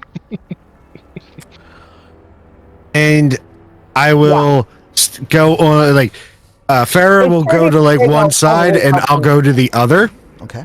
And I'm gonna stand there and wait, and I'm going to arcane barrage the target as soon as Farrah swings, as a try to double down to do more damage, using my hope to do a combo attack if I can. Okay, it's pretty big, so I'm gonna help Aiden tie it up. Okay.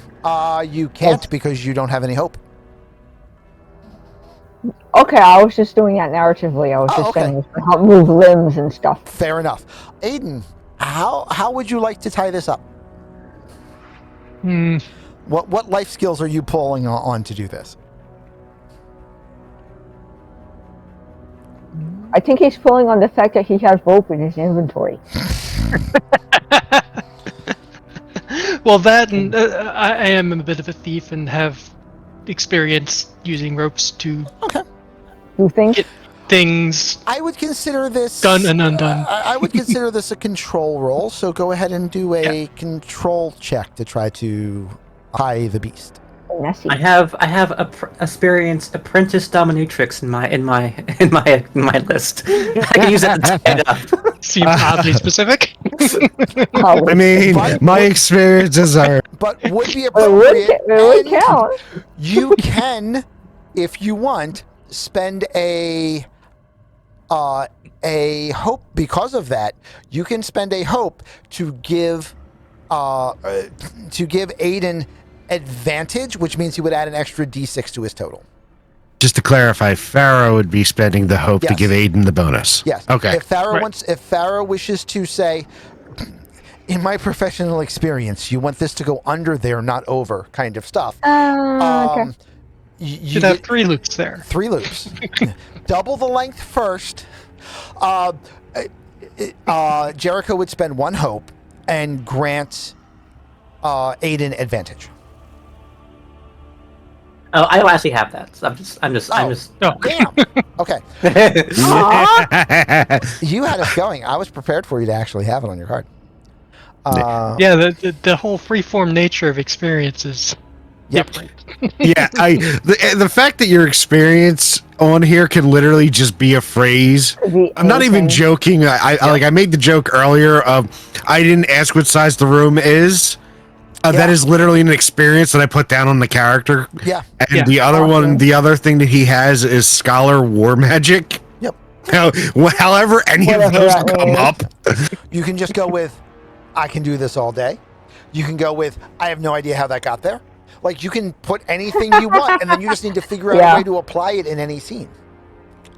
Now, Yeah, I that definitely is want to get more creative with that that. is nice because it rewards creative players, but the cheese block on that, the exploit limit, is that it requires use of a limited resource, hope. Mm-hmm. So you need both creative juice economy and a limited resource economy in order to do it. If I understood that's how it works, I would have put that. But Go for it. I'll allow it. Change it, whatever. All right, sure. All right. All right. So you are going to spend 1 hope to grant a advantage, which in this case is 1d6. So now Noctis for Aiden will roll a control roll, which will be 2d12 plus 2, because that's his finesse bonus, plus a d6. And +2 for my experience as a thief as well. And plus 2, as long as you And I'm wish. spending the hope for that. Okay, there you go. So that is 2d12 plus a d6 plus 2 plus 2 plus 2. All right. Still means you can succeed with hope. Still means you can succeed with fear. Technically, still Right. means you could fail. But there you go. Oh, and in this my turn system- to- Is it? Yes, it is your turn to reboot Yeah. the system because now you're not on the page. Okay. Also, in this system, I will just reiterate again. Multiple people can grant advantage. You can have multiple advantages. You can have an NPC grant you advantage. All 3 players could grant you advantage, and you could have an item that grants you advantage attacking a character using an ability where if they have taken damage earlier this round, you get advantage against them. And now you have advantage times 5. What that means is what that means is you will roll 5d6 and just choose the highest one. Everybody getting an idea for free moves cards? Oh, well, at least it's high hopes again. All right. Yeah, that is a 5 with hope plus a d6 for 6. You got more So on it's the 11? assist than you got on 2d12. It was good. And then another systems. You 6 on knows top her of stuff that. When it comes to tying Bonuses. people up. Yeah, so you got a 17. 17. So you start and you're fumbling and you're not doing this well. And then I'm Farah, happy about it. and then Faris looks at you and says, Just like, that's not how you tie a knot. Here, let me show you how this works. Just loop it over there. That's not how you restrain someone.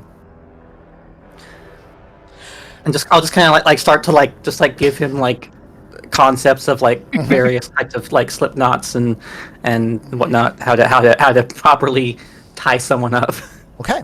Above the knee, not below. with You seem to have entirely too much experience about this, Miss.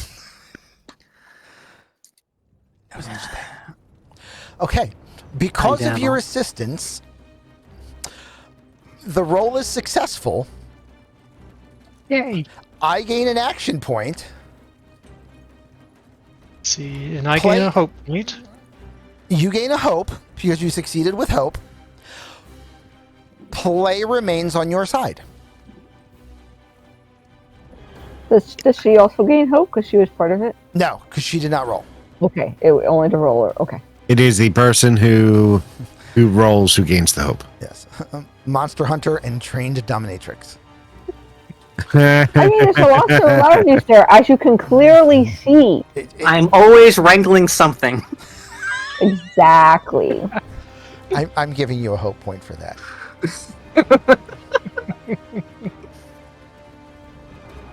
And she's generally wrangling something big. Okay. So. But bumps. All right. Just sent. So, Farrah, you ready? Right. And I'm just gonna dump all of my hope right now. And I'm just gonna, just like straight up executioner style, just like cut at the neck, bring the sword down. Yep, and I'm gonna spend 4 hope points Okay. because that's all of my hope right. for 4d6 more damage. First, Farah, roll to attack, and I will say because your target is asleep, you have advantage, and because your target is bound, you also have advantage. Therefore, you can attack with double advantage. And Woohoo! Monster Hunter, I can add +2 to that as well. Correct. Yeah, spend a hope and get it. You spend 1 hope to be able to now roll with 2d12 plus 2d6 plus 2 plus any other modifiers you get for your attribute and damage. Or, yeah. You got this. I think I did this right. That's a 30. Okay. Is it A 30 with fear. a 30 with fear? I get 1 fear point. Ooh. Congratulations. Oh wait, does it require me to have to be the one that rolls? Oh, I have to succeed on an attack roll. Never mind. So it's not Okay. going to affect my half. Okay. You hit. So go ahead and roll your damage. And because your target was asleep, because I don't know how that works or if there should be mechanics for it, we'll find out in 2 months. What I'm going to say is that whatever you roll for your damage value, because your target is prone and not on guard, your damage value of the attack will be doubled. Okay. Okay. All right. So is that the plus or the dice? The dice. So 2d10 plus 3. Yes. Okay. From your big ass sword. Yeah. So how does the co-op action work in this case? If it was even possible for me to do it. Oh. Okay. Did you want to do it? Is it- You want to do this as a tag team? Yes, I Okay, wanted to do my arcane blast at the same time as she was hitting with the greatsword. Okay. So you will spend 3 to tag team. Yeah, I spent 4 because of the arcane barrage. Yeah. Yeah. Well, you'll spend 3 to tag team. Okay. So you spend 3 hope to be able to attack at the same time. And then that means that both of you get to attack, and whoever rolls the higher attack roll becomes the roll that you use. The ability that I Okay, use yeah. does not actually have an attack roll. It just auto hits. Oh. I am Well, literally that's an spending interesting hope switch. to literally just add d6s to damage. You know So, what? yeah, I'm you're just basically gonna doing say that just magic adds- missile, right? Yeah, I'm just going to say that just adds to the total at the end until I understand that ability better. So, Okay. I rolled a 14 in damage. okay. Morden, roll 46.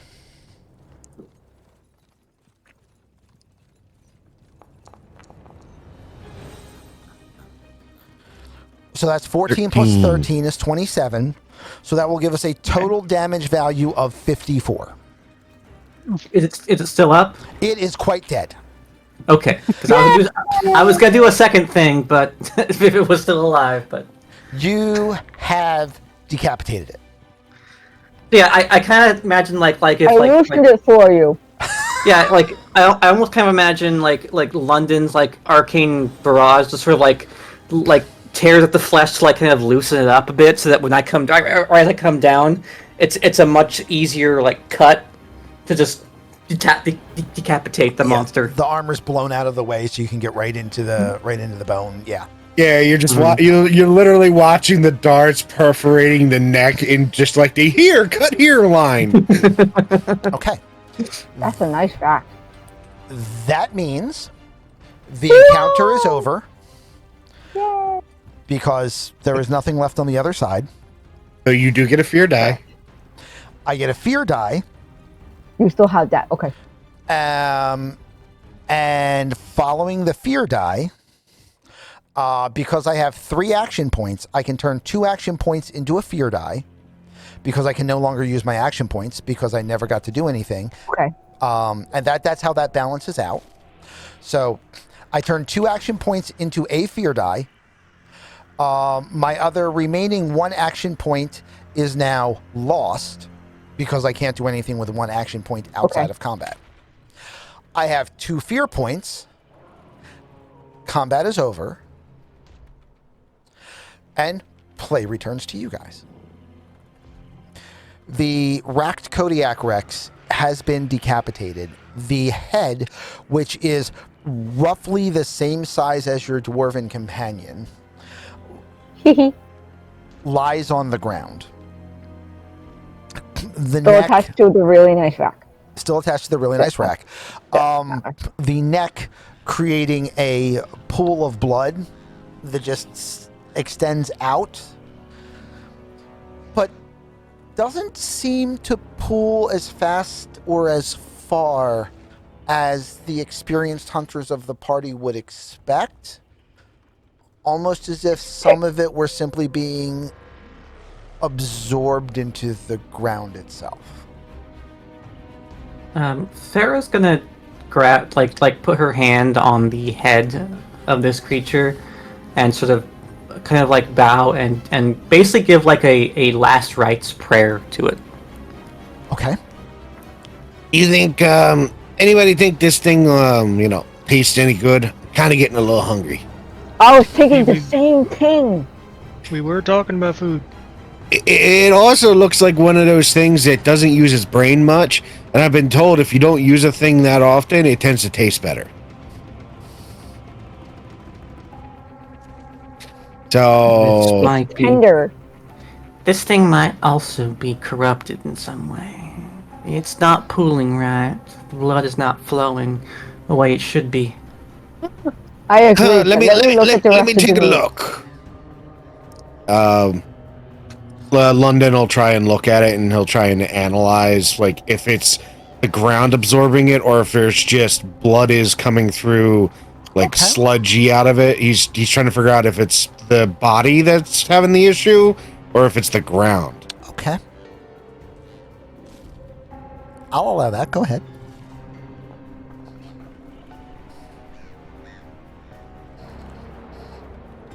So that is a 16, 17, 18 with fear. The blood is pooling at a normal rate out of the corpse. The ground doesn't feel soft or spongy, and in fact feels like hard-packed earth. As you feel around, and you kind of like press your fingertips down into where the blood itself is, you feel that the ground feels just ever so much softer there than on the path.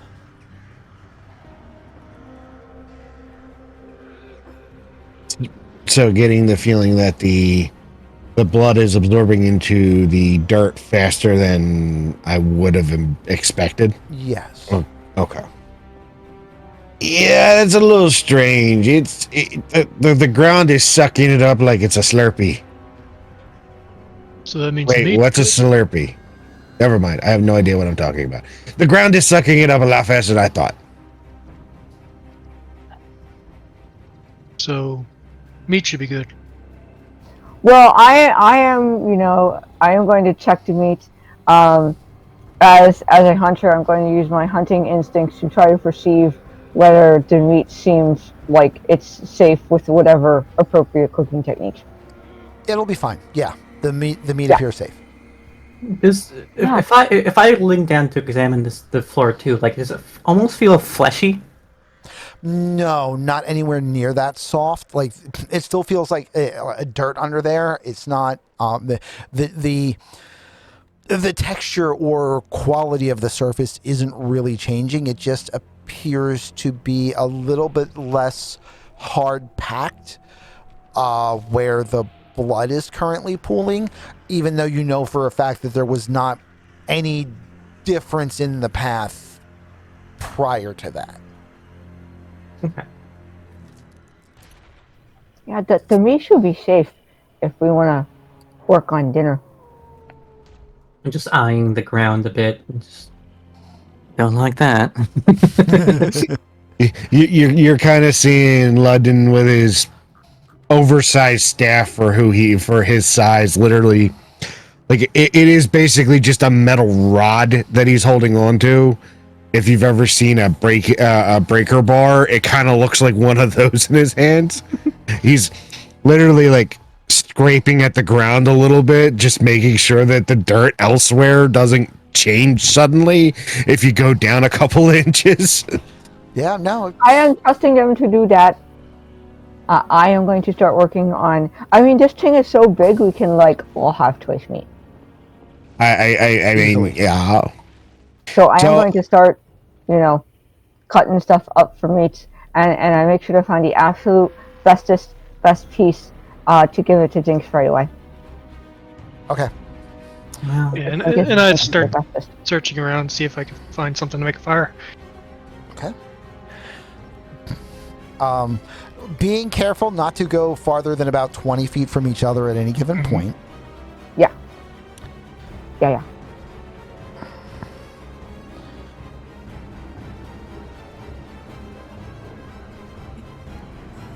That is... music is much more aggressive than I want in this scene.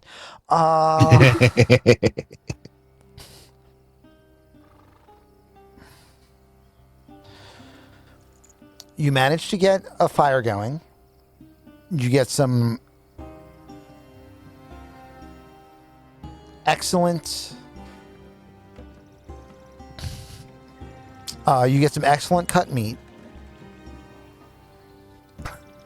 And because of chat,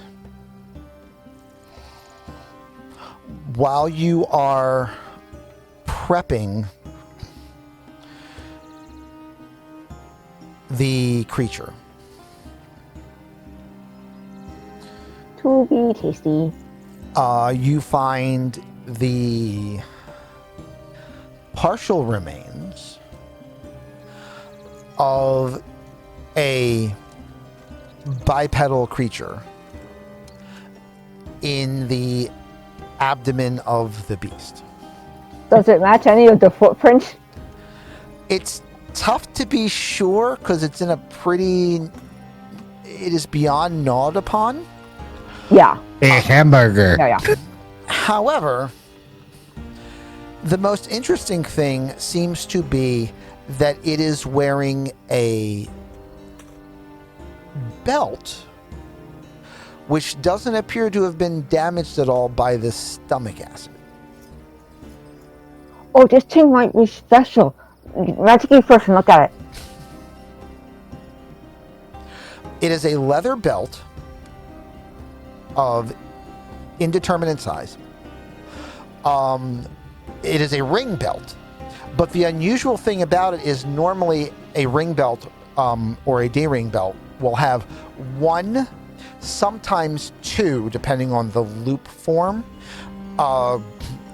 rings at the front of it. This one has 3. Oh, look at this. It's a 3-ring belt. That's fancy stuff. I think it's a We should little clean this up. excessive, but We should clean this up and take a look at it. It might be really good. It didn't get digested. It's special. I mean, there are overachievers. True. Okay, well, is there any way for me to see if it's magical or anything of that I nature? have no clue. Okay.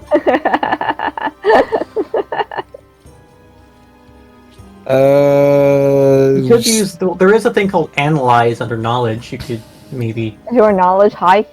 And Analyze comprehend. knowledge, analyze it. Okay. I I'm would like assuming- to analyze the belt.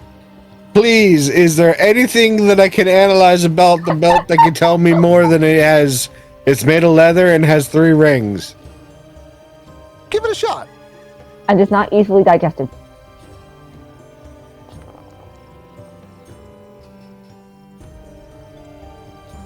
Oh, that's a 8, so that would be a 10 with fear.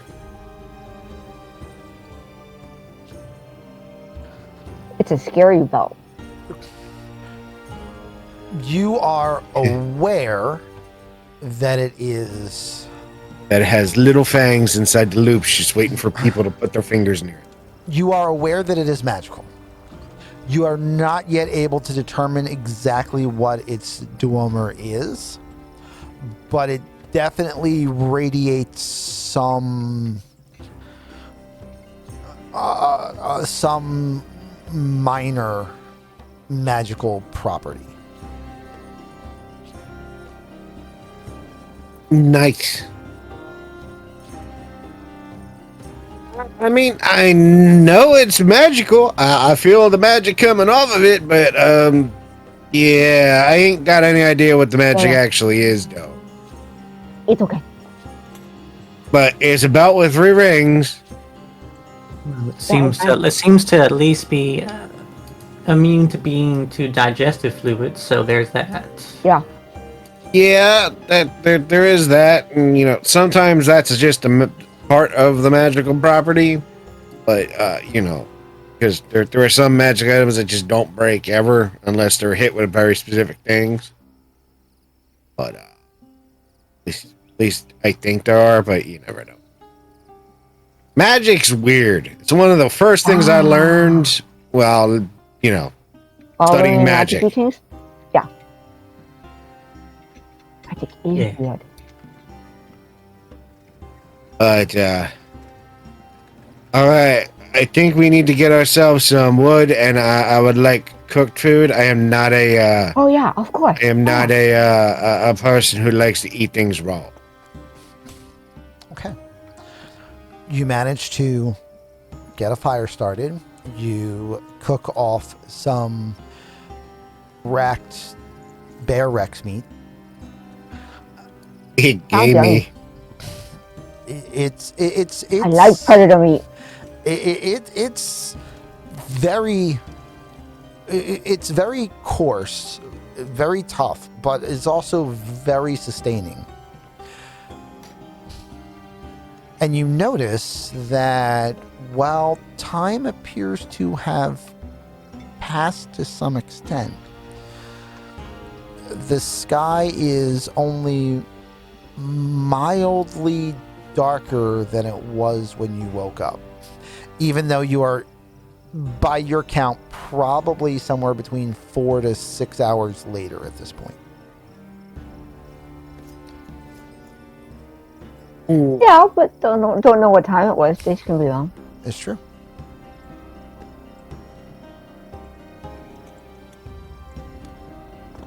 My curiosity is getting the better to me now that my stomach's full. I'm gonna put the belt on. Okay. Yay! As I throw on the cursed item that causes me to implode. It fits. You become the new bear. The new bear, Rex. You know, right? Dun dun dun. All right, Belt. What do you do? Anything at all? You got a brain in there that can tell me what's going on? No. Okay. It doesn't look like it does anything. The belt does not respond. Ready? Okay, so it's not a magical talking belt.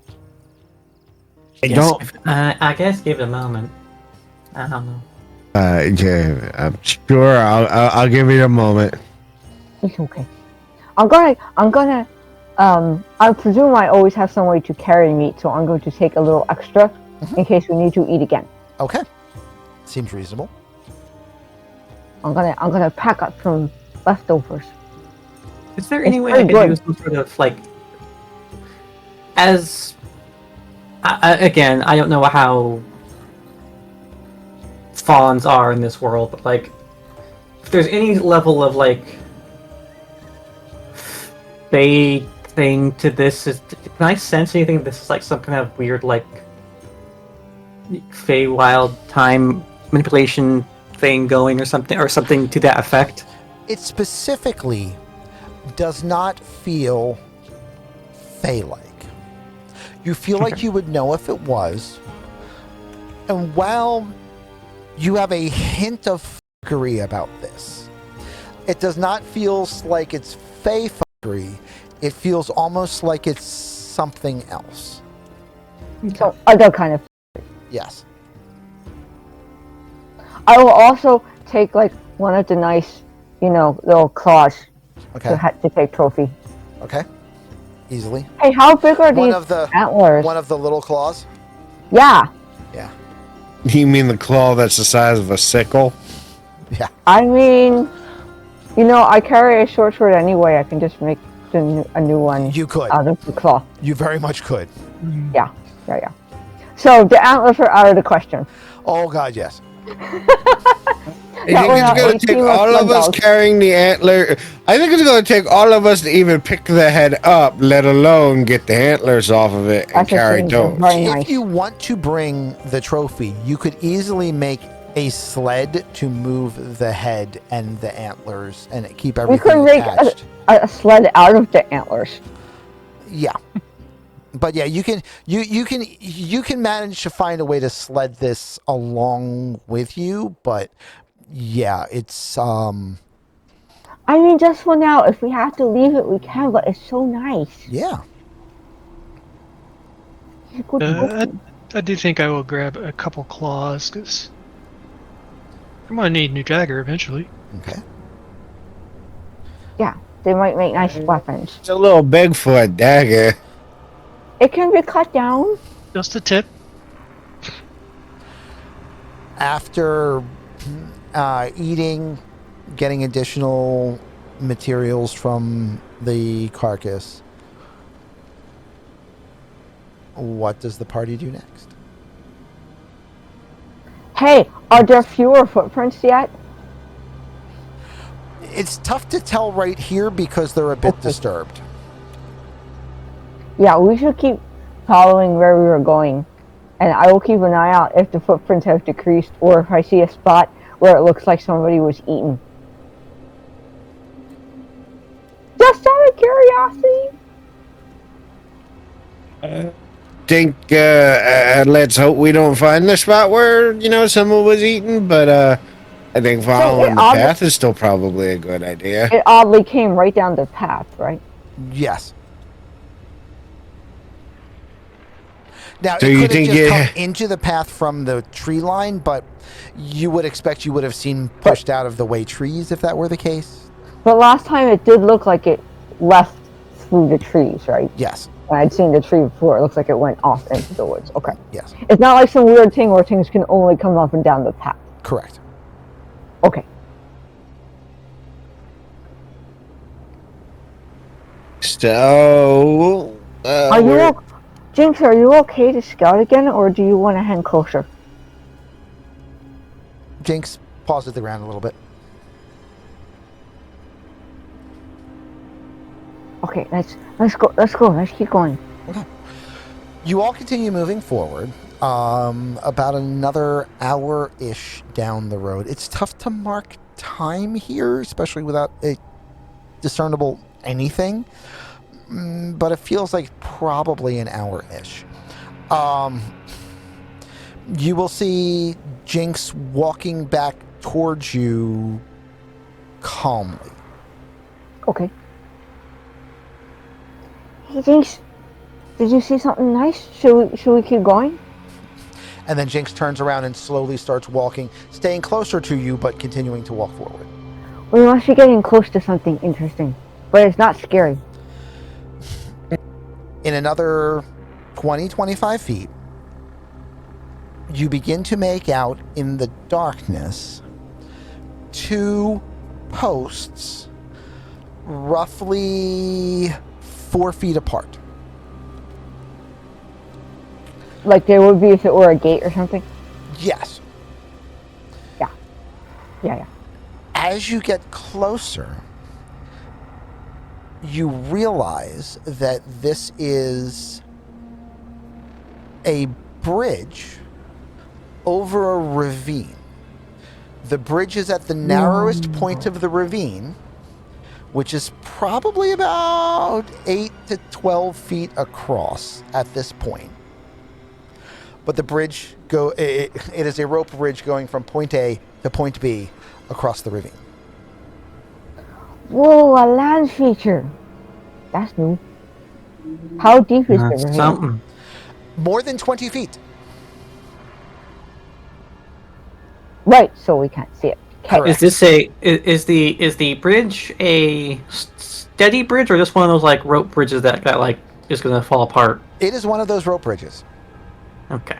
Okay, so we test somebody light, and we got a rope for a don't let me fall rope.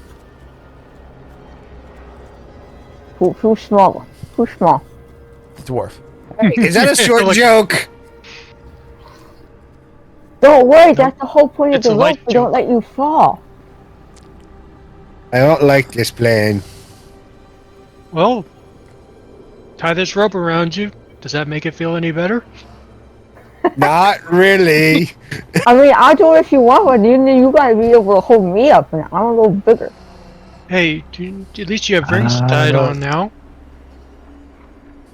I don't like this plan. You'll be fine. So wait. The plan is for me to walk across a rope bridge with you two holding onto a rope, just in case I fall, so that I'll slam into this side of the this wall below us, and then you'll drag me up. Don't worry, we'll pull you up so Yes. fast you won't even feel it. It's a good plan. Well, I mean, the alternative would be to can't- fall off the bridge and go down the river. The worst part is I can't think of a better plan at the moment. Yeah, because I mean, you can walk across it, but that doesn't test it for weight at all. Because Jinx is very light. Jinx, do you just want to real quick make sure there's nothing Okay. right on the other side when he gets there? Time, give me the rope. Okay. While you're tying up, Jinx walks across the bridge. 5 minutes later, walks back. Okay. This, Nothing too scary. Okay. I think this might be a long bridge. That took 5 minutes. Yeah, that's a long bridge. Let's see. There's probably more Let's- rope let's than you agree with- have. We have two 50-foot ropes. Granted, if you fell 100 feet, it probably wouldn't matter. You know, you are not helping. Look, you're just testing how strong the bridge is. You don't even have to go all the way across if it's too far, okay? You I just don't test think I'll be how able strong to the tell bridge- how far it is because I can only see like 20 feet in front of me. Yeah, and it's clearly further than that. And we also can't hear you, but when you reach that far either.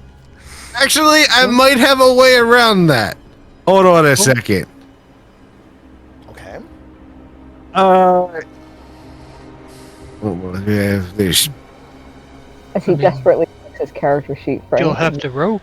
As he suddenly puts himself to sleep, so he doesn't know what's happening. I mean, that was a possibility, but the better possibility is telepathy. I need to be able to see the Okay. target to create the link, and then from that point on, the link is there until I decide to put this on another target. Ooh. Okay. Nice. So you can give us status updates anyway. Who do you telepathically link to? That I- will defeat my cunning plans of stopping sight and sound.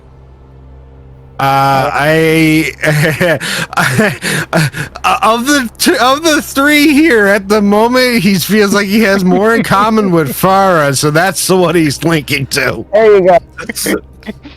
Farah, you have As a glitch far in your as- brain. Farah is the only one that hasn't, suggested him do something insane that at least he thinks is insane yet. I fully expect that this is going to end poorly, but that's besides the point. That's what makes this fun. Okay. Oh, yeah, this is one of those things where literally London kind of pulls out the ring again, flips through all of them, gets to one, kind of starts muttering something under his breath. You see something happen, and you don't know what actually it is. Like, you see energy just kind of pop off of him, and you have no idea what actually happened. And then he puts the ring away and starts walking away. With the rope tied around his waist. So, London's gonna be on the bridge, huh? London Bridge is falling down, falling down, falling down. I swear we did not plan this. By the way, The worst yes. person that's on this bridge. Okay. My fair lady, save me! Walk me through what we're doing. They are tying a rope around London. London casts the telepathy on Farah, and once they're done tying the rope, London starts walking across a bridge. Although, before you leave, if you run into problem and need us to pull before, pull on it panically. Oh, I'm sure one of you will know exactly when there's a problem. Yeah, don't go farther, than you think you should. If it seems unstable or something, or you see something, it's okay to come back. I just want to, not everyone walk onto it all at once, because it might not hold that much weight, so you're just testing it. You don't have to do more than you want to do, it's okay. Puts both literally is like reaching up to grab both sides of the rope bridge, puts one foot on it, and goes, all right, that's as far as I want to go.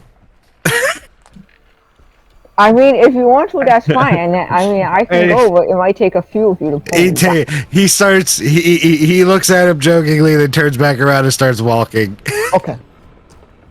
So you begin walking across the bridge. We're playing out the rope to him. You get 2 feet in. That's fine. 4 feet in. It's still fine.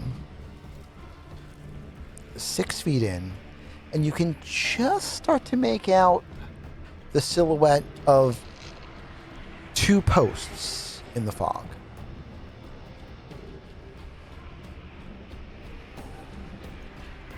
All right.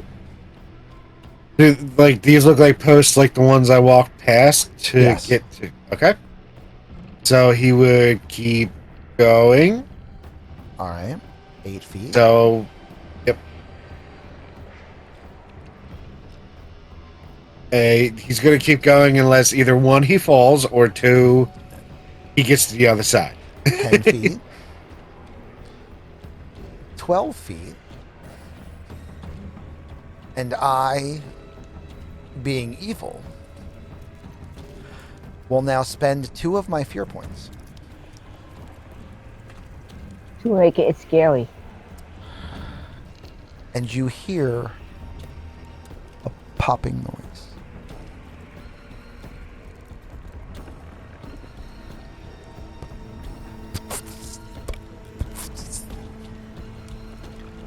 Oh, what was that? He's him, looking right? for the popping noise.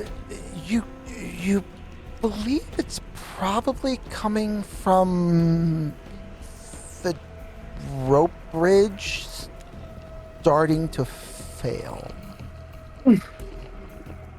I do. I'm going to assume, my guy, that London believes that he's closer to the other end of the bridge at this point. Sadly, he's pretty much right in the middle, which is where the bridge would be under the most pressure. I was so close to being able to support the weight. It just, if things had gone a little bit better today, It might I not am have going fallen. to I am going to do prestidigitation on the ropes as I'm moving forward. Excuse me. Ooh. As I'm moving forward, trying to do small repairs on the ropes as I'm seeing them breaking down, and as a vain attempt to try and be able to keep moving forward. He's like sidestepping, like yay, yay, yay, yay, yay, yay, yay. Because And prestidigitation allows me to repair small objects, I small agree. repairs. Maybe. How would you consider that to be rolled? I would honestly consider it, if I have to roll for it, I would consider it probably a spellcasting roll. So for me, that would be knowledge. Okay. I will agree with that. And if we are doing that, that is a +2 for spellcasting, which would give me an 11 with hope. With hope. Okay. You somehow. Oh, sorry. You somehow gave a hope point to Sarah. To Jericho. There we go. You are moving forward, focusing on trying to keep your weight centered, evenly distributed, and using your prestidigitation to try to tie knots as you're moving. And it seems to be working. And it's at this moment where Farah hears for the first time in her head London's voice of, just keep casting, just keep casting, just keep casting. And it's like repeating himself as he's walking. Sarah just kind of like, her eyes kind of go wide a bit, and is this a two-way communication? Oh, this is yes, I have a telepathy, so I'm essentially reading what you're saying, but it is two ways. Okay. You just can't hear that. The fuck? Yeah. It is an open line of mental communication with one target. That is basically the way the spell is. You are thinking to each other, and he is thinking very loudly, just keep casting, just keep casting, just keep casting. And here's back a mildly confused, the fuck? How's the rope length looking right now? Probably, okay, you probably have a good 10 feet tied around the dwarf. Yeah.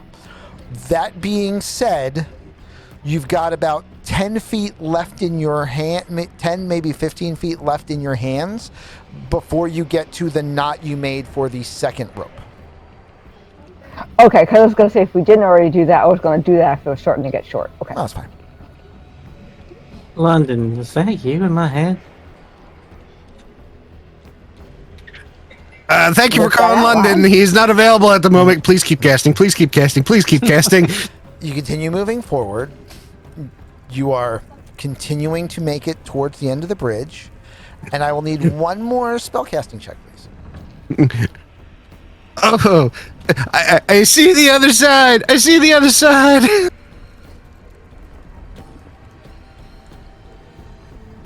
This is going to be a 23 with fear, but because I rolled a 9 on one of my two dice, Strange Patterns kicks in. Because I picked 9 to be my number for this long rest. So I will gain a hope as well as you gaining a fear. Okay.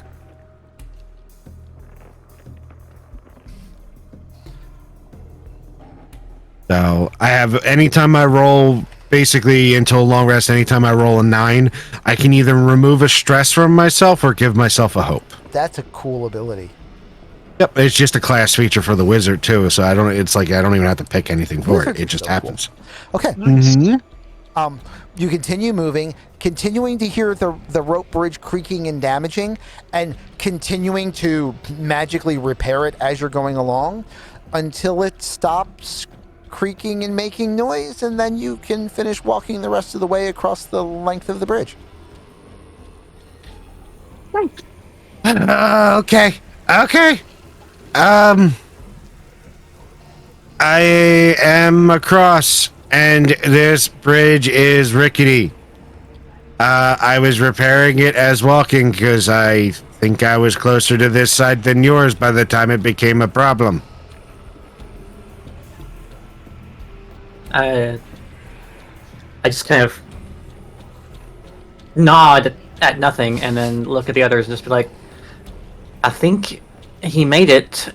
He repaired some of the rope. I think he cast a spell on me. I can hear him in his head. Oh, well, tell him to tie it off on that side then. We'll tie it off on the other side so we can get through. Sure, I will do that. It's fine. I will attempt to tie the rope off against the posts that are there. You're under no distress, and if absolutely need be, you know that you can successfully tie really good knots with prestidigitation. So you have no difficulty getting the rope tied in a way where you can reinforce one of the sides of the bridge with rope that you have. Mm-hmm. It's tied off. If you want to send the next person over, I don't really recommend doing more than one at a time, though. But you might also want to tie this rope off on the other end of the bridge too. That might be useful just in case someone falls. They know that there's a rope that's stable. And am I rambling? I think I'm rambling. Never mind. It's fine. All right. Well, they got it tied off. I suppose we can tie ours, and then one by one, we should get going. Yeah, that sounds like the right idea. Yeah. Maybe have the next person have a rope attached to them that was tied to the other end too, so you could tie one low, tie one high, just in case. Does it take both ropes to do the one? No. No, the bridge is about 35 feet in length, so you can tie it off with just the one rope. So we could use, all right, so we can make a little, rope walk thing. Mm-hmm. Yeah. So, next lightest person, I guess, now that he's mended it.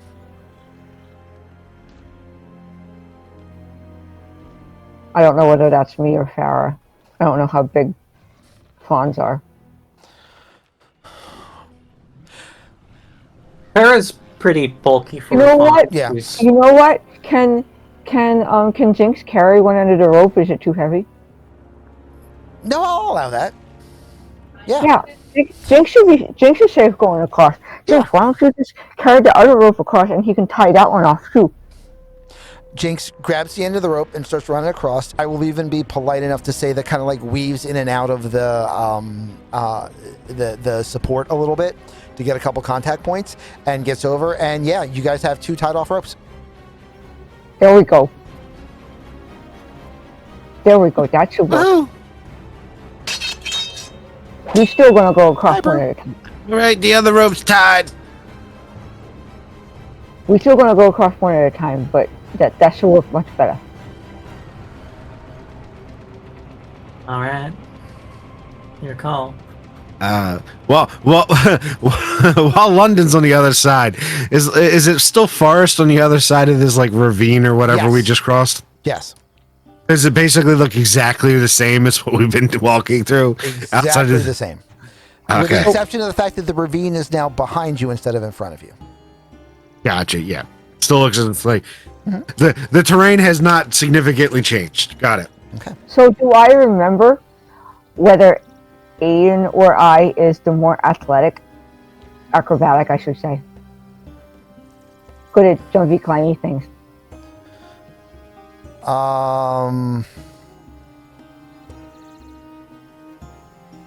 Because I'm pretty good at it.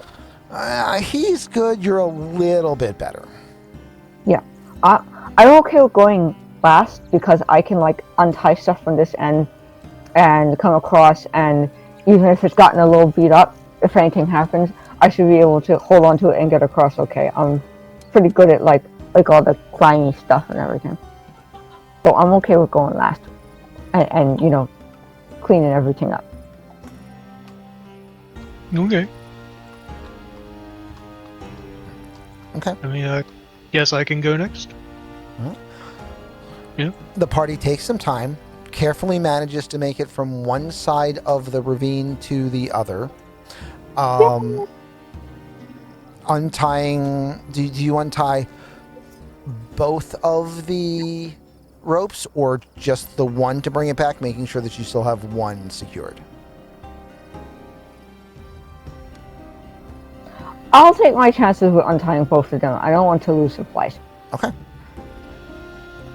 If it's, you know, I mean, that's why they're still both secured on the other end. If I have to, I can, like, you know, quick loop over my wrist or something and do a... Did you guys go ahead and... I will allow you to also say, if you want to keep the trophy, that you have moved the trophy with you as well first before everything is done, and that's totally fine. You are untying the...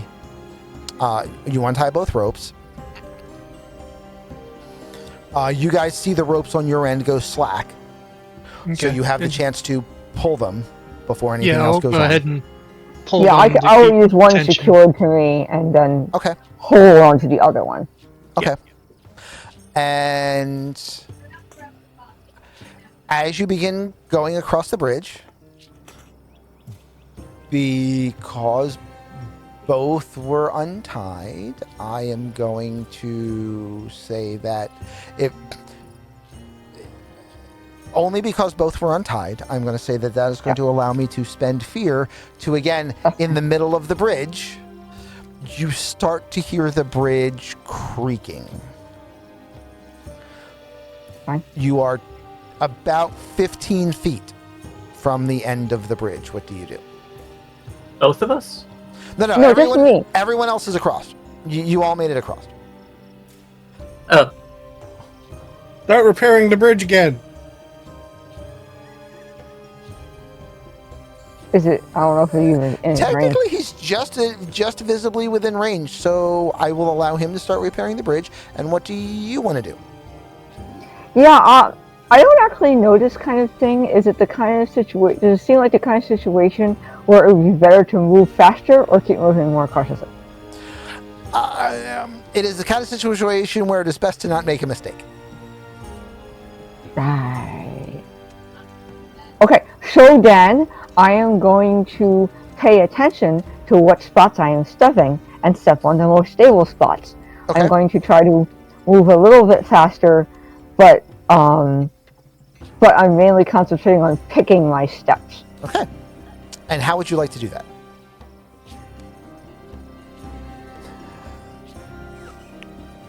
No, it's fine. What everyone else is kind of seeing London doing is London is humming, and like you're just seeing him like pour magic into the ropes. Yeah, I mean, what would you like to roll to try to step soundly? I'm thinking of it as agility based because I'm trying to move like precise, like deftly, and You're trying to dodge all of the bad steps. yeah, I'm trying to dodge the bad spots. Sounds reasonable. Give me an agility check. Meanwhile, Morden can give Wanna me do that another again? spellcasting roll. It's a normal roll with the bonuses. Yeah. Don't think there's anything extra. That is a 23 with hope this time. Okay. Hey, look at that! I'm Don't back worry, to I've got an 3. ace card if I have a problem. So would the ace card just add 10? I don't know. I don't know what it'd add. I'll figure it out. It gave you another point though. Yeah. You will make it across, giving me back 1 point of fear. You're welcome. Or at least now I have some points to play with. And you have successfully made it across. The bridge did not collapse. It doesn't feel terribly safe. But, at the very least, you know that the bridge was able to support your weight this far. Okay. Well, that was fun. Let's not do rickety crickety bridgey again. Hopefully we won't have to. Nothing went wrong there. We're good. Yeah, we're totally fine. You continue on. And the hardest thing about this, from a GM perspective, again, coming from other systems, is deciding when to not suggest or force rolls, because you want to do so much narrative, because otherwise you are building up an excess of economy by causing additional rolls. Yep. So I'm going to say that this is a non-duality roll, and everyone please roll me a d12, just a single d12.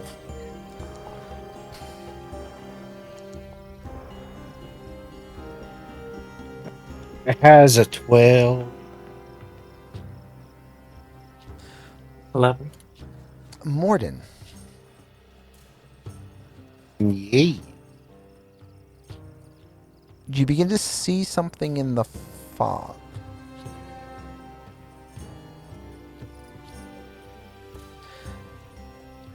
It is a road sign.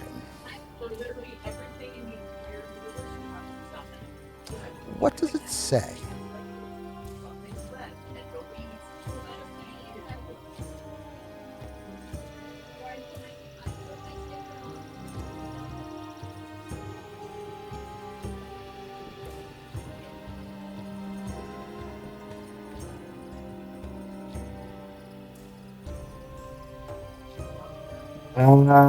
Let's see. Let's say the sign says,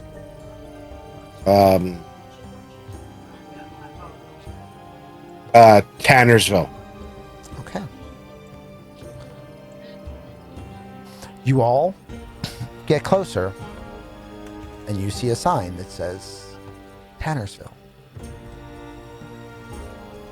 Trying not to throw anything creepy. Yet. Who knows? Tannersville It's could an be oddly normal infested. sign here. Yeah. One announcing a town In the in middle the of middle nowhere. of the woods where there's no town. I mean, it could be missing part of the sign where it says like Tannersville 1 mile. Yeah. But you know, it also, I don't know if you guys have ever like met a tanner. You normally can tell a tanner's job from a mile away anyway. They tend to have a very particular Smell.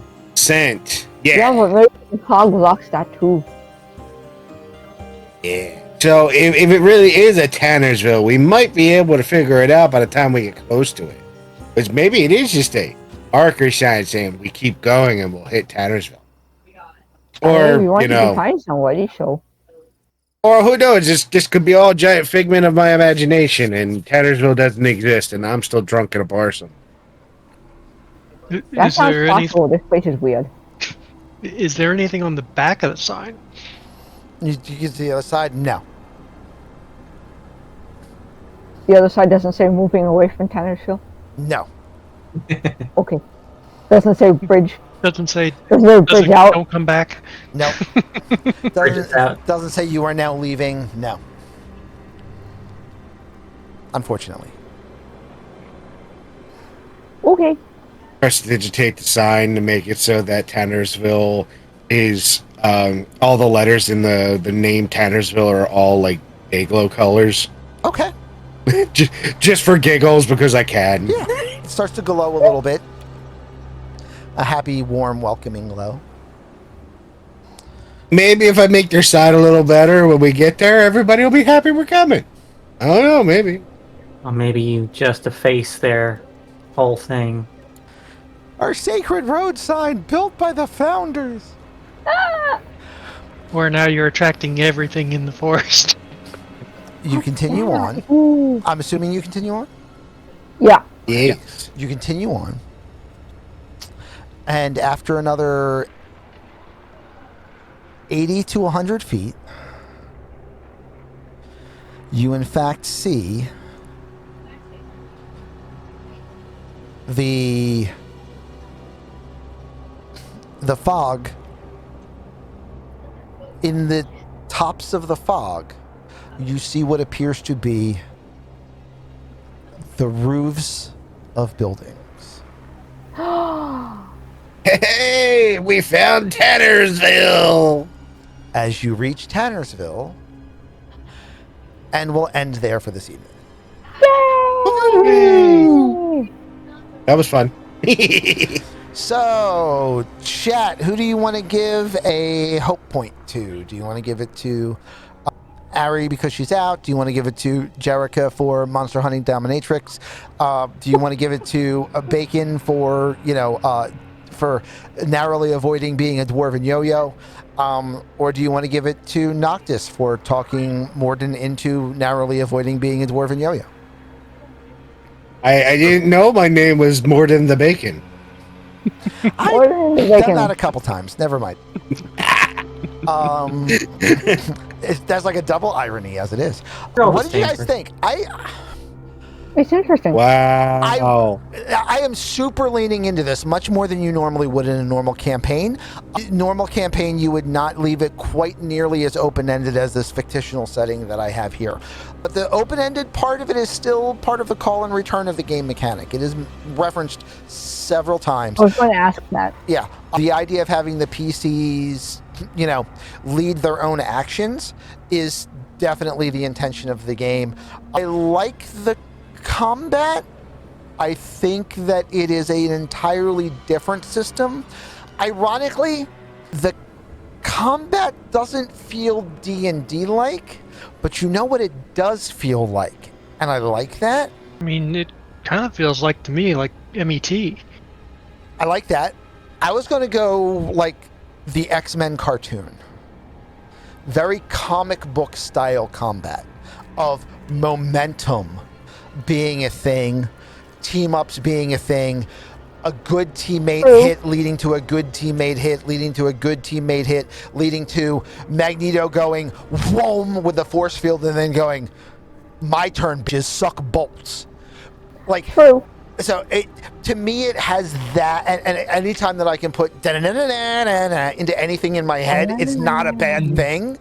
This is not a D&D Farrah for the Big Chopper. The momentum is a big thing, and it will take GM's time to get used to. The fact that if I had had enough action points, it could have trampled through, gored somebody, mule kicked another one from bear claws. Like, I could have strung several attacks together, potentially, had I had enough action points to do it. So there is still a call and return. It makes it impossible, nearly impossible, to cheese the action economy, because you doing something allows me to do something in return. So, yeah. Ironically, succeeding is also risky. Yes. Morden for sharing that the wizard can still tell the DM, no, I'm not going to make that roll, right? Yeah, but the whole use of descriptors to give yourself the flexibility for that reminds me a lot of Mind's Eye Theater. Yeah. There's a lot of Mind's Eye Theater. There's a lot of old storytellerism in this. Mm-hmm. And like, you really, for the magic, it's really more like Mage. Yeah. Where you kind of have this general thing that you do, but you're describing how you use it to do what you need to do rather than the fixed. Yeah, I also remember us playing one thing, and I don't remember what it was, where, and it's not exactly like this here, but we played one system one time where your chances of success were increased by how well and how cool you described what you were doing.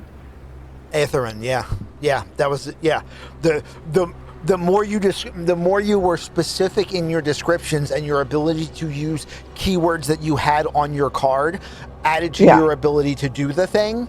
So yeah, like there's a bit of that with how you line up your roll. You know, Right. you have to explain how it the diff- applies to what you're rolling. yeah, the difference is here getting bonuses still requires you to have a expendable resource, which Yeah. is a nice balancing factor.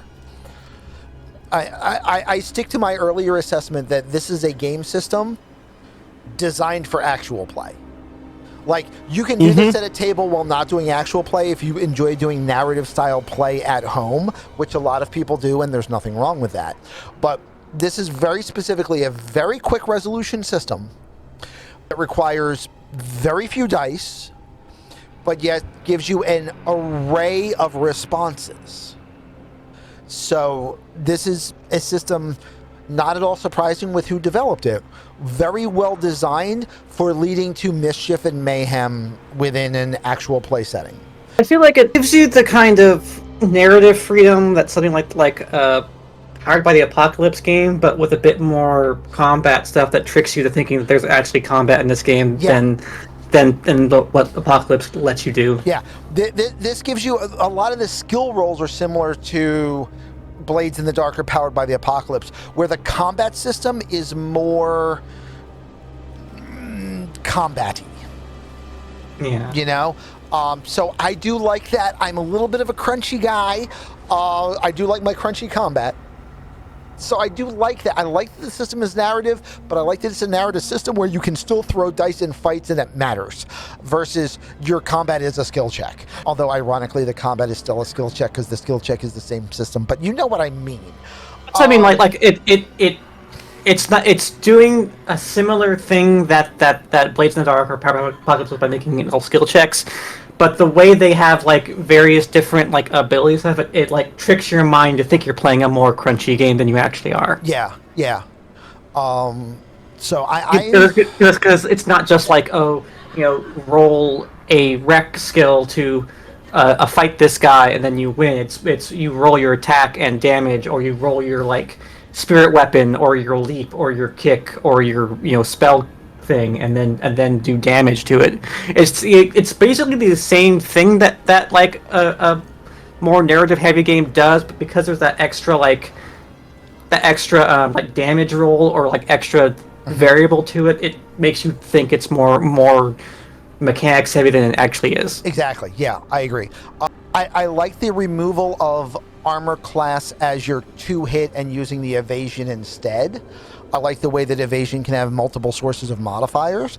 I also like, I got to tell you, I'm not too big on the stress system yet, and I know I didn't utilize it as well as I should have. But one thing that I am very big on is those damage thresholds. That's clutch because it gives a class. The big problem you normally run into with wound box systems is there's no variation in the wound boxes, so everybody winds up having effectively the same amount of hit points or very close to it. In this, because you have those, even though everyone has the same amount of hit points, the same amount of damage done to different characters will in fact do a different amount of hit points. Yep. Yeah, because when Jerica was hit earlier, you were like, okay, so you're 8 and 16s. Well, for me, it's only 5s and 10s. Right. So like your 16 was, I don't even have enough armor to take that out of severe, so I'm just taking 3 no matter what. Yeah. But like, so hits of in the teens won't matter much. Hits of low single digits won't matter much. But everything in the middle, is it 1, is it 2, is it 2, is it 3? All of those things in the middle are going to be very class dependent and level dependent, and I like that. It's a nice little rub in there that adds a little bit more variety. The ability to choose to soak armor or not, but you're limited in how many times you can do it per day. Do you do it on this one, or do you save it for an attack later? Because there are some attacks that are just straight damage. There are some attacks that are attack does damage. And if you take damage from the attack, X effect occurs. So there are reasons to maybe take this one and make sure that you can avoid one later. But there's Yeah, also, I can't see that yet, but yeah. Well, there was only one fight, and that fight was just, straight up, brutality. I've yeah, I always can't know what that's going to look like until I get there. Yeah. So I've always liked systems, again, kind of like Blaze in the Dark, mostly Blaze in the Dark, that I played at least, where the HP has, if you have different kinds of HP, like HP and stress, I think that's fun. Yeah. Because I like the thing with Blaze in the Dark where, like, stress is both an HP and and a resource to spend at the same time. Right. Or, like, but also having the HP thing of, like, having actual hit points. Yeah. if So I had like- failed that last maneuvering check, you were going to see me utilize the stress ability. So I've always liked the idea of, like, having monsters that especially with, like, more ethereal things that can affect your mind and add stress rather than HP, like ghosts or other, like, more terrifying creatures can, like, do more mental stuff to you in that way. Yeah. I will tell you from a GM's perspective, because no one got a chance to see it yet. Let me pull up a creature. Like this bear card here. Tier 1, type bruiser. Difficulty is 14. That is the difficulty to hit it or affect it with spells or anything like that. Its attack modifier is a +1, which means it rolls 2d12 and adds 1. Damage is claws that do physical damage of 2d8 plus 5. Its thresholds are 9 for a major, 17 for a severe. It had 7 hit points. It had 2 stress points, which means I had it use 1 stress point to do the bull rush. When Ari hit it with her legally distinct hunter's mark, causing another point of stress to it, that meant it no longer had available stress. So it could not do another bull rush. You didn't get a chance to see that. Yeah. Really But- enjoyed the session? Nice. So that was a thing where But I did actually do something. Yeah. It just didn't end up coming into play. it didn't come into play, but you shut down one of its special features. Cool. Also, overwhelming force. Creatures that mark hit points from this creature's attack are knocked out of melee. And again, to say how important things are to do. If Farah had taken damage, they would have been vaulted out of melee range. In Farah's case, that doesn't matter because they've got, they've got a two-handed boomerang sword. But if they were just I have to get a boomerang sword also as a fawn. I have leap, which means I can leap to up to close range targets without making an agility roll. So I can leap 30 feet whenever I want. right. Back to a target. Yeah. So, but like another class, like a straight up guardian, if they got hit by that thing and they took damage, they would have been flung 20 feet back. Yeah. Right. So, different classes have different specialties and abilities. Also, in that case, soaking the damage meant that not only did it not do damage, remember I was saying before, if damage then effect, creatures that mark hit points from this attack are knocked out of melee. If damage then effect. There was no damage, thus no effect. And then I bonked it on the head with a stick and it fell asleep. Yeah.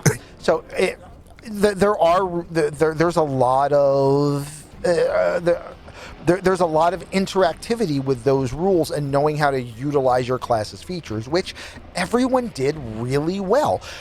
And again, I will say, I think it will be easier to learn this system and pick it up for everyone who isn't a GM.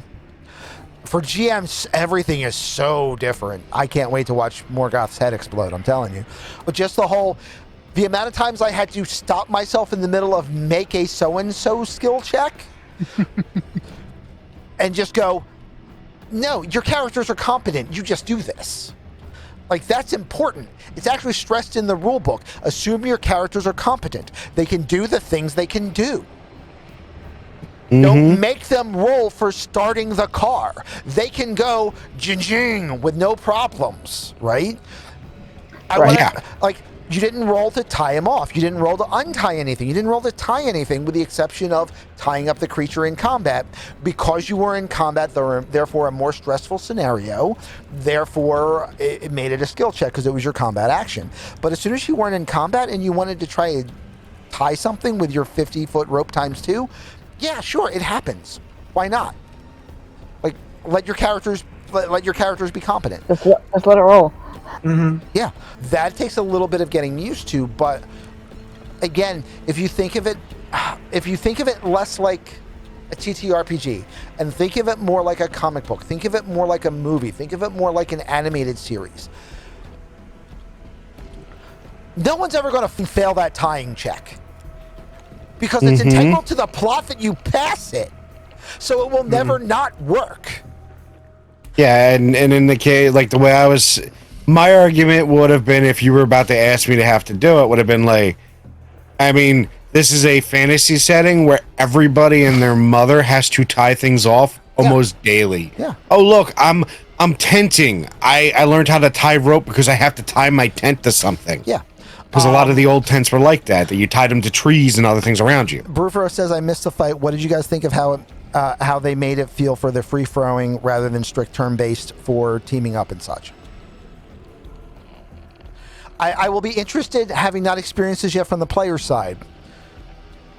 What did that momentum shift system feel like from you guys?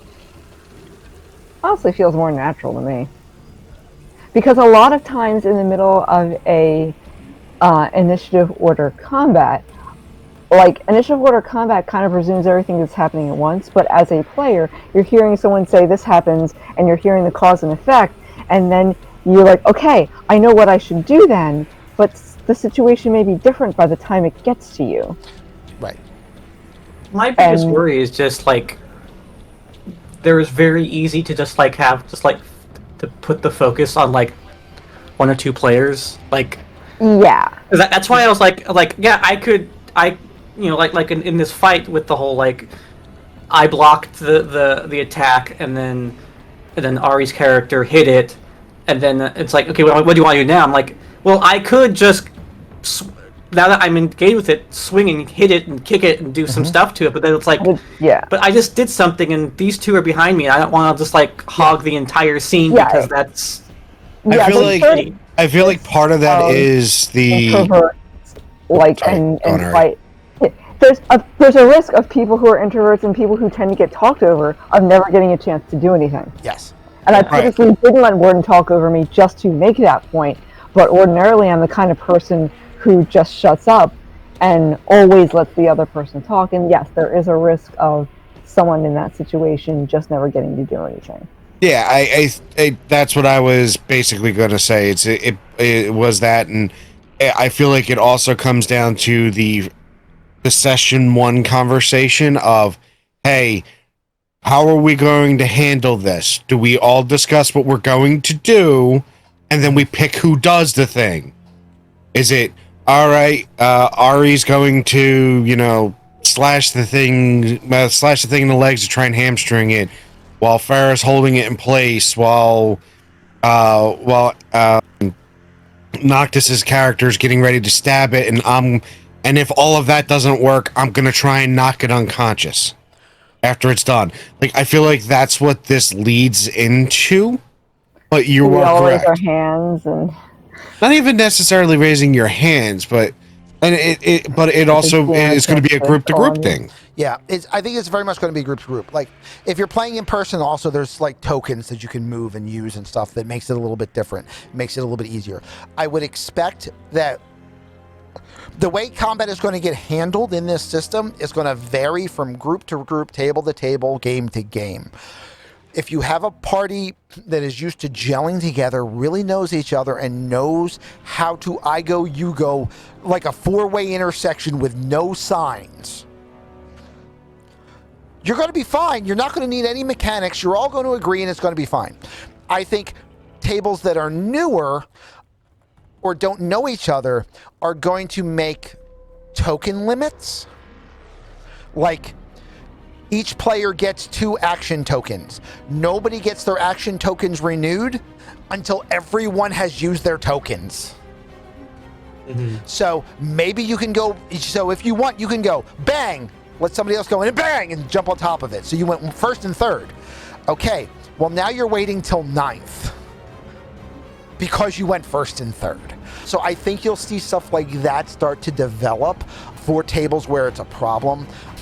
I think one of the things I do like about it though is that whole thing about like the team ups and everything, is that idea of working together to do that big hit, having the option of using either character's role. Again, like I said, it just feels like the X-Men animated series, which, yeah, fucking fastball specials for everybody. That's what that's my platform right there. That's my campaign platform. Fastball specials for everybody. I do like that. I just think that this from what I've seen so far, at least, this game feels like it's going to be a lot harder to run, like randoms online. Oh yes. Or any sort of like, you know, not that matters. Like I know that and that's that's also a pretty big number of people too, comparatively, of just like people who go on like Discords or D&D Beyond or wherever, or forums or whatever, and ask like, hey, I want to play this game, we should all play a game, and you get all these random people come to your thing. It's like, and that seems like it's like a little bit harder to manage that with people you don't know. There's literally a looking for table mechanic in Demiplane where you can put in your campaign and literally send out a "we're playing in 5 minutes" alert with all of your campaign information listed, and see who shows up. Like in those kinds of tables, I think I think it's going to be tricky. I don't think it's unattainable, but I also think there is a learning curve, or perhaps an unlearning curve, to this combat. Ironically, I think your OSR gang are going to be really good at this combat. And the reason I say that is, if you play Redbox, if you play Bex, if you play DCC, if you play any really old school style OSR game, initiative is sided. Yep. So, because it's not a tiered initiative by character order, you're used to, okay, players go first. What are you all going to do? And normally there will be a little bit of a conversation of, okay, well, you do this, you do this, you do this. Okay, now we'll all roll our dice at the same time. Wham! And it just all happens. This is a little bit more tiered than that, but not so much that that kind of mindset won't work. And also, I don't know that that's a bad idea even for your table of, again, using the mantra of assume your players are competent. Having fought in small unit tactics for 15 years, I can tell, and also anybody that normally plays online games with their own clan, it's a very similar mindset. You know who does what and when. If you regularly fight together, you regularly fight in a very specific pattern, and everyone does their thing when they're supposed to do their thing. Assuming that your characters are competent, you are assuming that, except for a situation like this, a party has the ability to know how to work together and when to work together. Combat isn't timed. There's no drag session to this. It's your side's turn. Everyone can go, okay, sidebar. Gang, what's the best way for us to handle this fight right now? And you can take 30 seconds, 45 seconds, a minute, depending on how introverted your players are, how analytically oriented your players are. You can figure out what you want to do in this turn, and then go by the numbers until I go up. That was a fail. My turn. Do several things, and then it goes back to your turn, and then and then you all go, okay, guys, do we want to pick up where we left off, or has the situation changed enough that we need a new plan? So I think that this is for your groups that want that style of turn-based strategy gaming. This works. I think for your players that if a group knows each other well and can go fast and loose and everybody's cool with everybody, and sure, you're one person that gets really excited is going to swing 3 times as often as anybody else in the party, but maybe we're just used to that and we're okay with it. It's okay. When you have the party where somebody swings 3 times as often as everybody and we're not okay with it, there's going to need to be a conversation. Yeah, and I can also, and the one thing with this game too, is you can 100% make a character who isn't made for combat. Like, And you never could has to act pull in it the combat rogue ever.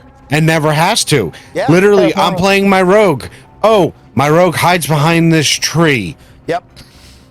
Fair point. The fight's over. I'm here, guys. I got my dagger ready. What are you going to do in this combat? I'm going to Malik the shit out of it and hide behind a rock. Yep. And that's And my now it game doesn't plan. penalize the party at all. Now the fighter gets to go, cool, I get his turn too. Like, it's fine. If the wizard goes, guys, man, I'm out of juice. I'm just going to sit back here and watch you beat the shit out of those goblins. And they go, all right, so it's 3 on 6 instead of 4 on 6. Ironically, they're not going to get any more attacks out of it than they would anyway, so it's fine. There's a lot of unlearning in this system. It's an entirely different approach to combat from Powered by the Apocalypse. It's an entirely different approach to combat from D&D. I don't know where that idea came from. I'm not familiar enough with indie games to know where that part was stolen, because allegedly there is absolutely nothing new or original in this game. The new or original thing is the way things have been compiled from 30 different sources, which means this game is just Star Wars. But it was interesting, it was unique, but I gotta tell you, I didn't hate it. I expected to hate it, and I didn't hate it.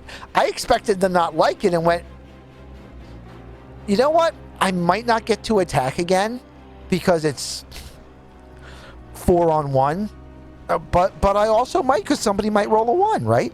So the action economy is so different. It's so weird. I highly suggest anybody that wants to GM this, literally just put some models on the table and play yourself versus 3 of yourself, and just walk through the combat nice and slow a couple times to get the vibe, or watch a couple actual plays and watch how the combat goes, so you're at least prepared. But even having done that today, I will tell you, I didn't read pretty much any of the rules before I got here. I just went with what you were telling me. having watched a couple actual plays today while doing other work, I had a vibe for what it was going to be. And I'm going to say I probably didn't do it great or perfectly or probably even well, but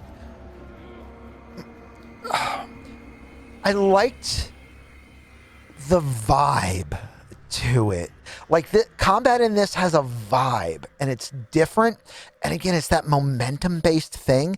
And if your party gets lucky and stays on it, or has the ability to turn fear into hope or something like that, or an ability to check down and use the lower die regardless, yeah, no worries. Yeah, bounce out. It's cool. We'll move around a little bit. We're about done anyway. Did you all individually have fun? Everybody, yes or no on that if you can for me. Ari, give yours real quick. Yeah. It's good to play, yeah. Cool. I enjoyed it. Yay. Okay. All right. So One thing I do like to... sorry to keep the thing going, but like... No, go for it. This definitely feels like something that it's going to be harder for people to engage with the more like adversary style of play. Yes. Or like where it's the player versus DM kind of mindset that a lot of people have, and there's more of a back and forth than a lot of other games do. Yeah. Although there is still some adversarial element to it, and I'm a little concerned that this might be easily abusable. Like when a GM out of combat can use your tokens to do GM actions. Like when I'm like, oh, okay, I have enough fear points to make the bridge unravel. Mm-hmm. I didn't have enough fear points to make the bridge suddenly fail. That would have been 5. But I had enough to make it start to unravel. That was 2. So I spent them. And then that allowed me to put, because of the momentum shift of players, when things are going right for you, they go right for you. When they go wrong for you, man, they really go wrong for you. Like, it's so weird that this is in here because I was literally building a quick play system where combat was all based on momentum shifts. And I'm angry because this does it better than what I was writing. To be fair, they have a much larger budget. But yeah, it's... There's...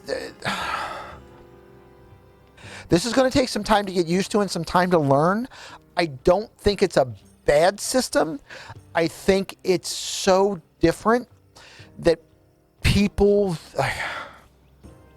The people that will absolutely hate this are the people that have only ever played 5e ever, and wanted Critical Role to make D&D but better. This is not D&D but better. Mm-hmm. This is an entirely different animal than D&D. D&D is a horse, and this is a giraffe. They are, they might be quadrupeds, but they are not the same. Yeah, this is designed specifically for like their Let's Play. Yeah. So it's designed to be much more interactive than D&D is. Because D&D can be very interactive when you have the correct GM, but D&D as a rule set is not necessarily interactive between you and the GM. Yeah. And it's also faster, so that you can get through a show in like a decent amount of time and not. Yeah, you're not spending 2 hours on a combat that actually equates out to only 18 seconds. Mm-hmm. Right. Our last, Cyberpunk show, which, 2.5 hours of the show in game literally took 33 seconds. Yeah.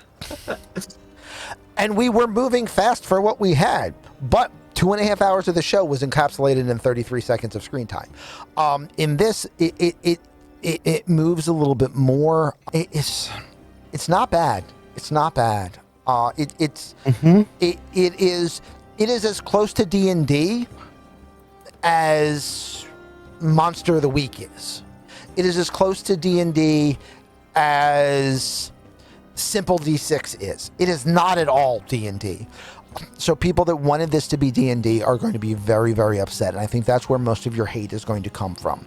I think your indie gamers, I think your small market gamers, I think your off market gamers, I think your returning 90s gamers, they're going to look at this with different eyes. And what they're going to see is a system that is elegantly fast while still having some complexity, but also not nearly as much complexity as you think looking at the box. And I don't know if that's a good thing or a bad thing, but it's a thing, and people are going to have to get used to it. Mm-hmm. Mm-hmm. But also, there are certain other actions like we didn't get to do, but there are actions where a group can do, like if you have, for example, let's do zombies, because I was looking at zombies earlier, because I was hoping I would get to do with zombies. A pack of zombies. You can have attacks where you can activate more than one creature at a time if as the GM you have the resources to. It also gives you some suggestions here for like motives and tactics and what a creature is going to do, so that you have some descriptive words that you can utilize. But yeah, there are some tricks. There are some. So it's kind of like their version of like a pack tactics kind of maneuver, or swarms. Yeah. Where you can utilize multiple. You utilize multiple resources to have multiple bad guys that are small. All attack as a horde, as a single attack kind of stuff. So numbers can still work against you. So there are a few things in here. I'm not going to spoil it, but they have something in here that is a unique beholder replacement. But yeah, it is very legally distinct. It is so unique that I sat there and looked at the card for a minute, and it was just in my head going, this is ripping something off. What is this ripping off? I need to figure out what this is ripping off. And I had to actually take a look at it and like spend a couple minutes on it and went, oh yeah, of course, it's a beholder without eye stalks. Maybe I'll use that in episode 4. But yeah, this is It's the Ganderer. yes. I liked it. I thought this was good. Hopefully you guys enjoyed it. Hopefully you're going to enjoy the story. We've got a little bit more that we can tell. This is only going to run for like 4 to 6 weeks while Morden is prepping his next campaign. But if you want to see more of this, Morgoth, when are we starting? Morgoth is going to have a campaign on Sunday where we are going to be playing Daggerheart. And in that campaign, you will be able to see myself and also Ari and Bacon and a few new faces that you haven't seen before. So that's going to be some fun times going on there. Yeah, so 1 to 2 weeks. Cool, yeah. So that's going to be coming up. But guys, we're going to roll with that. Thank you all very much for being here. Hopefully you guys have enjoyed this test. Make sure you come up for other shows, and we will catch you all next time. Bye! Bye. Bye. Bye, bye, bye, bye, bye, bye, bye, bye, bye, bye, bye, bye, bye.